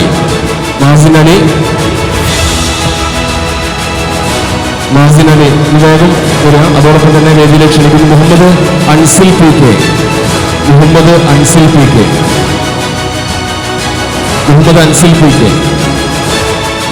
നല്ലൊരു കൈയടി കൊടുത്ത് എല്ലാവരും ചേർന്ന് കൈയടിച്ച് ക്ഷീണിക്കരുത്, കാരണം നമ്മുടെ കുട്ടികൾക്ക് പ്രചോദനമാണ് കൈയടി എന്ന് പറയുന്നത്. ഫാത്തിമ ആദില എം ടിക്കുള്ള സ്നേഹഭാരം പ്രിയമായിട്ടുള്ള സെക്രട്ടറി നൽകുന്നു. വേദിയിലേക്ക് ക്ഷണിക്കുന്നു നിഫ്ല KP. നമ്മുടെ നവോദയ ക്യാമ്പസിന്റെ സ്നേഹാദരവാണ് വേദിയിൽ നമ്മുടെ മക്കൾക്ക് നൽകിക്കൊണ്ടിരിക്കുന്നത്. ഫാത്തിമ റോന CP.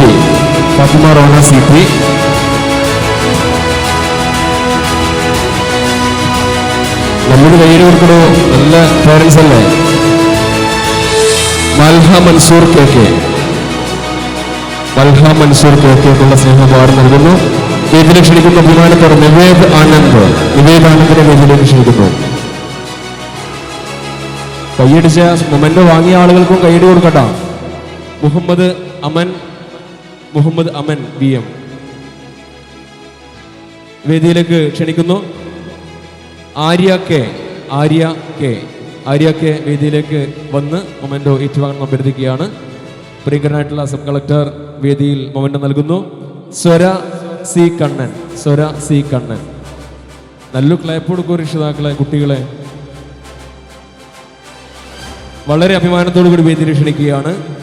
ആയിഷ റിൻഷി KK. അഭിമാനത്തോടെ ക്ഷണിക്കുന്നു. റിയ KV.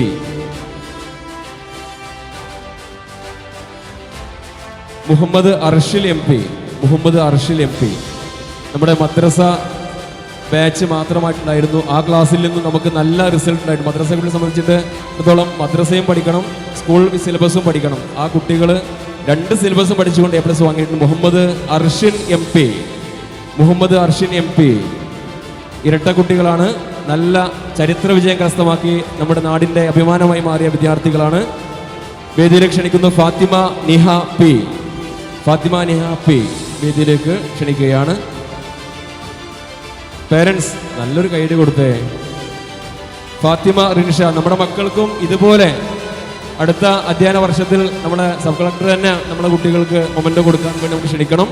എന്തായാലും ഇതിൽ നല്ല വിജയം ഉണ്ടാവട്ടെ എന്ന് നമുക്ക് പ്രാർത്ഥിക്കാം. കീർത്തന പിക്കുള്ള സ്നേഹോപഹാരം നൽകുന്ന വേദിയിൽ നമ്മുടെ നവോദയ ക്യാമ്പസിൻ്റെ അഭിമാനമായി മാറിയ കുട്ടികൾ ആദരിക്കുന്ന പ്രൗഢഗംഭീരമായ ചടങ്ങാണ്. ഇഷ്മ സന സി വേദിയിലേക്ക് എത്തുന്നു. ഷഹാന സിക്കുള്ള സ്നേഹോപഹാരം വേദിയിൽ നൽകുന്നു. റിൻഷ ഐ പിക്കുള്ള സ്നേഹോപഹാരം വേദിയിൽ നൽകപ്പെടുന്നു.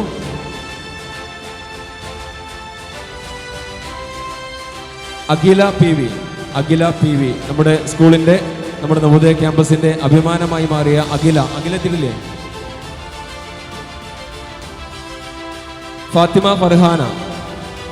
ഫാത്തിമ ഫർഹാനക്കുള്ള സ്നേഹോപഹാരം പ്രിയങ്കരനായിട്ടുള്ള സബ് കളക്ടർ സാർ നൽകുന്നു.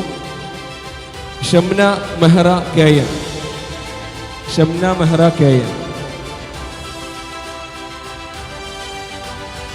മുഹമ്മദ് റംസാൻ CP നമ്മുടെ മദ്രസ വിദ്യാർത്ഥിയാണ്. 2 സിലബസും കൂടി പഠിച്ച് മിന്നും വിജയം കരസ്ഥമാക്കിയ മുഹമ്മദ് റംസാൻ CP. നല്ല ക്ലാപ്പ് കൊടുക്കണം കേട്ടോ. അത് ചില്ലറ പരിപാടിയൊന്നല്ല, നല്ല കൈയ്യടി കൊടുക്കണം. Anamika K V. കുട്ടികൾ പുതിയ സിലബസ് ആയിരുന്നു. നമ്മുടെ കുട്ടികൾ ശരിക്കും പരീക്ഷണ വസ്തുക്കളായിരുന്നു. സാറേ, സിലബസ് മാറിയ സാഹചര്യത്തിൽ ഈ കുട്ടികൾ ആ മാറിയ സിലബസിനോട് പൊരുതി നേടിയ വിജയമാണിത്. ഓക്കെ. നവ്യ PK.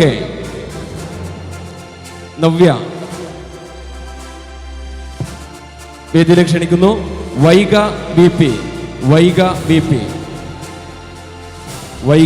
BP. അഭിമാനത്തോടുകൂടി ക്ഷണിക്കുകയാണ് ജിഷാന ഷെറിൻ P. ആ സൈഡിലൊന്നും കയ്യടി പോരട്ടോ. നല്ലൊരു ക്ലാപ്പ് കൊടുത്ത് എല്ലാവരും ചേർന്ന് പടക്കം പൊട്ടുന്ന നല്ലൊരു അടി കൊടുക്ക്. വേദിയിലേക്ക് ക്ഷണിക്കുന്നു മുഹമ്മദ് റാസിഖ് E. മുഹമ്മദ് മിഥിലാജ് C. അഭിമാനത്തോടു കൂടി വേദിയിലേക്ക് ക്ഷണിക്കുന്നു മിസ്റ്റർ മുഹമ്മദ് മിഥിലാജിനുള്ള സ്നേഹോപഹാരം പ്രിയങ്കരനായിട്ടുള്ള സബ് കളക്ടർ സാർ നൽകുന്നു. അതോടൊപ്പം വേദിയിലേക്ക് ക്ഷണിക്കുന്നു അക്ഷയ് എം. ഇല്ല,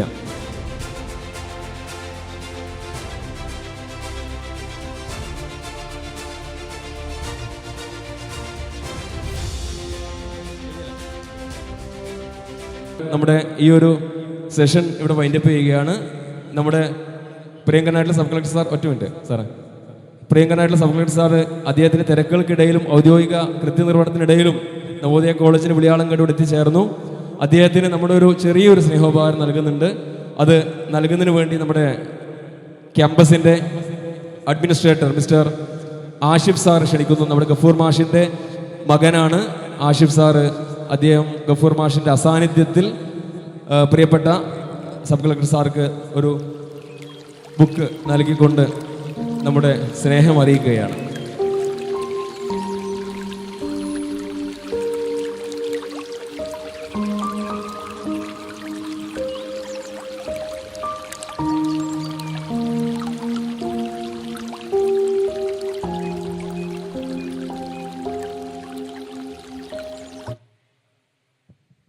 ഓക്കെ, ഇവിടെ അവസാനിപ്പിക്കാൻ സമയം 3:45.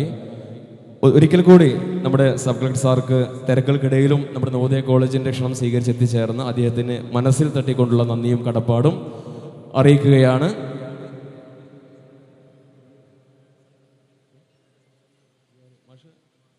പാരൻസ് ഒറ്റ മിനിറ്റ്, സമയം 1 മിനിറ്റ്.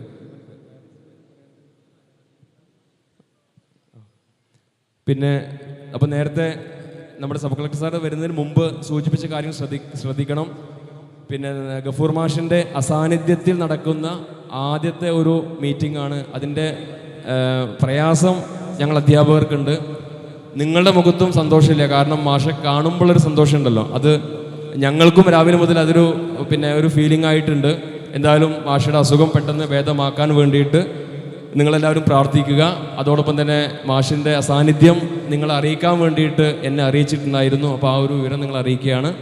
എന്തെങ്കിലും പോരായ്മകളോ പ്രശ്നങ്ങളോ ഉണ്ടെങ്കിൽ തീർച്ചയായിട്ടും ക്ലാസ് ടീച്ചേഴ്സുമായിട്ട് കോൺടാക്ട് ചെയ്യുക. അല്ലെങ്കിൽ ആഷിഫ് സാർ ഇവിടെ ഇരിക്കുന്നുണ്ട്, അദ്ദേഹം നമ്മുടെ സ്ഥാപനത്തിൻ്റെ അഡ്മിനിസ്ട്രേറ്ററായിട്ട് ഇവിടെ ഉണ്ട്, മാഷായിട്ട് കോൺടാക്ട് ചെയ്യാം. അക്കാദമിക് കോർഡിനേറ്റർ നമ്മുടെ സുഹൈൽ സാറുണ്ട്.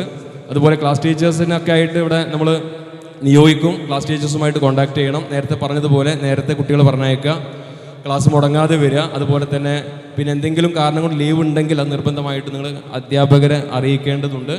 ഇപ്പോൾ എൻ്റെ വിഷയം ജോഗ്രഫിയാണ്. ഹിസ്റ്ററിയും ജോഗ്രഫിയും കൂടി ചേർന്നിട്ട് 80 മാർക്കിലാണ് പരീക്ഷ വരിക. അതിൽ 24 മാർക്കാണ് പാസ്സാവാനൊരു കുട്ടി മേടിക്കേണ്ടത്. ഈ വർഷം മുതൽ 24 മാർക്ക് എഴുതി വാങ്ങിയാൽ മാത്രമേ കുട്ടികൾ പാസ്സാവുള്ളൂ. നിലവിൽ നമ്മുടെ കുട്ടികളുടെ പല ക്ലാസ്സിലെയും കുട്ടികളുടെ നിലവാരം എന്ന് വെച്ച് കഴിഞ്ഞാൽ ഭയങ്കര ബുദ്ധിമുട്ടാണ്. അവർ വീട്ടിൽ നിന്ന് വായിച്ച് പഠിച്ചാൽ മാത്രമേ പാസ്സാവുള്ളൂ. നിങ്ങൾക്കറിയാലോ, ഇപ്പോൾ സ്കൂളിൽ 300 സംതിങ്ങോളം കുട്ടികൾക്ക് 0 A+ ആണ്. അത് ഫുൾ A+ൻ്റെ കണക്കല്ല ഞാൻ പറഞ്ഞത്, 0 A+ ആണ്. സോ അടുത്ത വർഷം ഈ 0 A+ എന്നുള്ള കണക്ക് തോൽക്കുക എന്നുള്ള രീതിയിലോട്ട് മേ ബി പോയേക്കാം. നമ്മുടെ കുട്ടികൾക്ക് ഇപ്പോഴും തോക്കും എന്നുള്ളൊരു പേടിയോ ചൂടോ കാര്യങ്ങളൊന്നും വന്നിട്ടില്ല. ഞങ്ങൾക്ക് അധ്യാപകർക്ക് ആ പേടിയുണ്ട്, നിങ്ങൾക്ക് രക്ഷിതാക്കൾക്കും ഉണ്ടാവാം. അത് കുട്ടികളിലേക്ക് എത്തിയാൽ മാത്രമേ അവർ നന്നായിട്ട് പെർഫോം ചെയ്യുള്ളൂ. രണ്ടാമത്തെ കാര്യം, നിങ്ങളുടെ മക്കളെ ഞങ്ങൾക്ക് എന്നും സെൻറ്ററിൽ കിട്ടണം, ഒന്നാമത്തെ കാര്യം.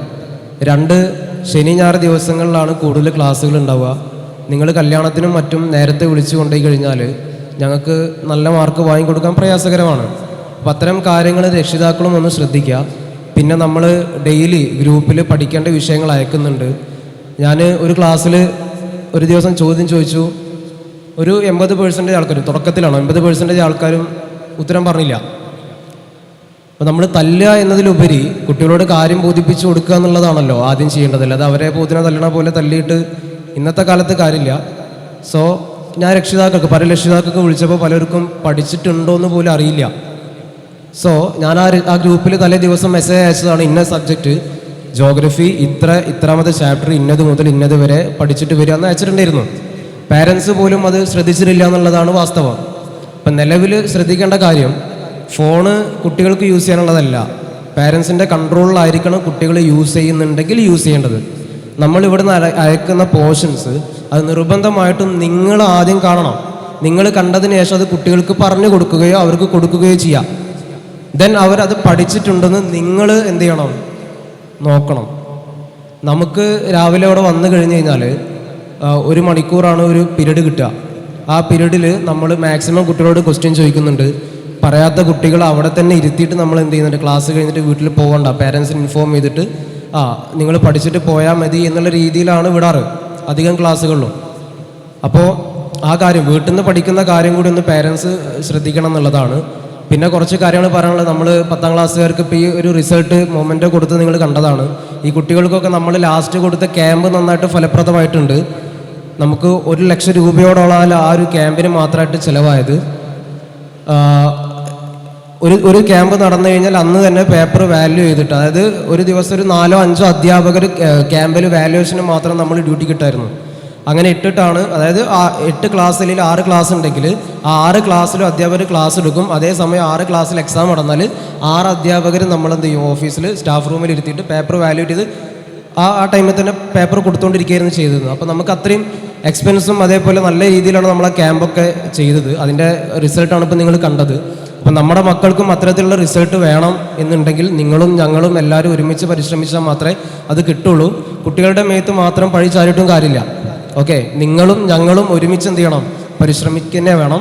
പിന്നെ 8-9 ക്ലാസ്സുകളിൽ നിലവിലിപ്പോൾ ഞാൻ കണ്ടത് ഒരുപാട് കുട്ടികൾക്ക് ബേസിക് ഒന്നും അറിയില്ല. അപ്പോൾ ഞാൻ 8ാം ക്ലാസ്സിൽ ജസ്റ്റ് ഒന്ന് ചെക്ക് ചെയ്യാൻ വേണ്ടി കയറിയ സമയത്ത് അവിടെയുള്ള കുട്ടികൾക്കൊന്നും എഴുത്തും വായനൊന്നും മര്യാദക്ക് അറിയാത്ത കുട്ടികളുണ്ട്.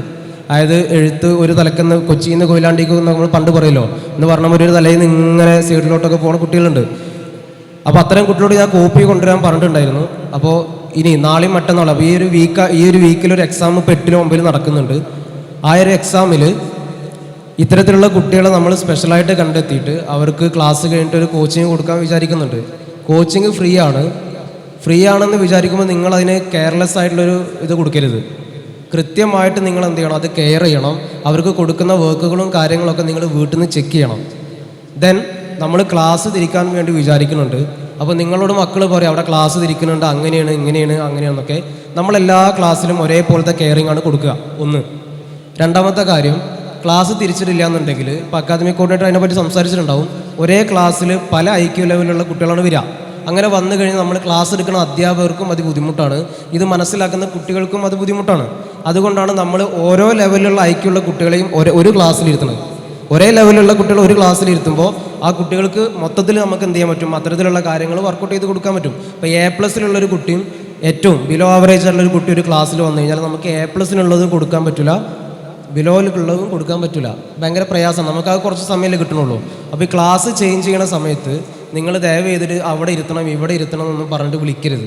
അത് നിങ്ങളുടെ കുട്ടിയുടെ എന്താ പറയുക റിസൾട്ടുമായി ബന്ധപ്പെട്ട് അത് ഉഷാറാക്കാൻ വേണ്ടിയിട്ടാണ് ഞങ്ങൾ ക്ലാസ് തിരിക്കണത്. നിലവിലിപ്പോൾ 10ാം ക്ലാസ്സുകാർക്ക് ഇപ്പോൾ ടീച്ചർ പറഞ്ഞ പോലെ എക്സാമിൻ്റെ കാര്യം ഞങ്ങളിപ്പോൾ ഒരു ക്ലാസ് തിരിക്കാനുള്ള ഒരു എക്സാം നടത്തിയിട്ടുണ്ട്. അതിൻ്റെ റാങ്ക് ലിസ്റ്റും കാര്യങ്ങളൊക്കെ പബ്ലിഷ് ചെയ്തിരുന്നു. എത്ര പേരൻസ് അത് ശ്രദ്ധിച്ചു എന്നുള്ളത് അറിയില്ല. അതിൻ്റെ അടിസ്ഥാനത്തിൽ നമ്മൾ ക്ലാസ് തരം തിരിച്ചിട്ടുണ്ട്. അപ്പോൾ ഞങ്ങൾ ടീച്ചേഴ്സിനോട് പറഞ്ഞതെന്ന് വെച്ചാൽ ആ ഒരു പരീക്ഷ കഴിഞ്ഞതിന് ശേഷം മാത്രം എന്താ പറയുക യൂണിറ്റ് എക്സാം നടത്തിയാൽ മതി എന്നുള്ളതാണ് കൂടുതൽ പറഞ്ഞത്. കാരണം എന്താ വെച്ചാൽ ക്ലാസ് ഏതെങ്കിലും ചേഞ്ച് ചെയ്യണമല്ലോ. അപ്പോൾ മാർക്ക് ലിസ്റ്റും കാര്യങ്ങളൊക്കെ നമ്മൾ ഇപ്രാവശ്യം ഓൺലൈൻ വൽക്കരിച്ചിട്ടുണ്ട്. അപ്പോൾ അതിൻ്റെ ഭാഗമായിട്ട് മുന്നേ നടത്തുമ്പോൾ നമുക്കത് പിന്നെ പ്രയാസമായിട്ട് വരും. സോ ഇനിയൊരു 1 വീക്കായിട്ട് നിലവിൽ കഴിഞ്ഞ എല്ലാ ചാപ്റ്റേഴ്സിൻ്റെയും എക്സാമുകൾ ടീച്ചേഴ്സിനോട് നടത്താൻ എന്ത് ചെയ്തിട്ടുണ്ട്, ഇവിടുന്ന് പറഞ്ഞിട്ടുണ്ട്. അതിൻ്റെ ഭാഗമായിട്ട് ഈ ഒരു 1 വീക്കിൽ എല്ലാ യൂണിറ്റ് ടെസ്റ്റുകളും ഉണ്ടാവും എന്നുകൂടി അറിയിക്കുകയാണ്. നേരത്തെ പറഞ്ഞത് ഒന്നും കൂടി സൂചിപ്പിക്കുകയാണ്. നിങ്ങളും ഞങ്ങളും ഒരുമിച്ച് നിന്നാൽ മാത്രമേ നമ്മുടെ കുട്ടികളെ ഉന്നതിയിലേക്ക് എത്തിക്കാനായിട്ട് പറ്റുള്ളൂ. സോ അത് മനസ്സിലുണ്ടാവുക. പിന്നെ ഗഫൂർ മാഷ് ഇന്നില്ല, മാഷ് പനിയായിട്ട് കിടപ്പിലാണ്. ആ ഒരു ഇത് നിങ്ങളെ അറിയിക്കാൻ പറഞ്ഞിട്ടുണ്ട്. അതിൻ്റെ ഒരു കുറവ് നന്നായിട്ട് ഇവിടെ ഉണ്ട് എന്നുള്ളത് തന്നെയാണ്. അത് നിങ്ങൾക്കും അറിയാം ഞങ്ങൾക്കും അറിയാം. സോ എല്ലാവർക്കും നന്ദി അറിയിച്ചുകൊണ്ട് നിർത്തുന്നു. ഇനി വോട്ട് ഓഫ് താങ്ക്സിന് വേണ്ടിയിട്ട് രാഘവൻ സാറെ ക്ഷണിക്കുകയാണ്. Thank you. സദസ്സിലുമുള്ള പ്രിയപ്പെട്ടവർ, ബഹുമാനപ്പെട്ട സബ് കളക്ടർ പറഞ്ഞു നിർത്തിയത് കുട്ടികളുടെ സ്വപ്നങ്ങളെക്കുറിച്ചാണ്. കുട്ടികളെ സ്വപ്നം കാണാനും ആ സ്വപ്ന ലോകത്തിലേക്ക് അവരെ കൈപിടിച്ചുയർത്താനും തീർച്ചയായും അവകാശപ്പെട്ടവരാണ് രക്ഷിതാക്കളും നമ്മൾ അധ്യാപകരും. അപ്പോൾ ഇത്തരത്തിലാണ് നമ്മുടെ കുട്ടികളെ അവർ ലക്ഷ്യം കാണുന്ന ഒരു ഗോളിലേക്ക് എത്തിക്കേണ്ടത്. അതിനാണ് ഇത്തരത്തിലുള്ള രക്ഷാകർതൃ മീറ്റിങ്ങുകൾ നമ്മൾ വിളിച്ചു കൂട്ടുന്നത്. നമ്മുടെ കുട്ടിയെ ആദ്യം തിരിച്ചറിയുക.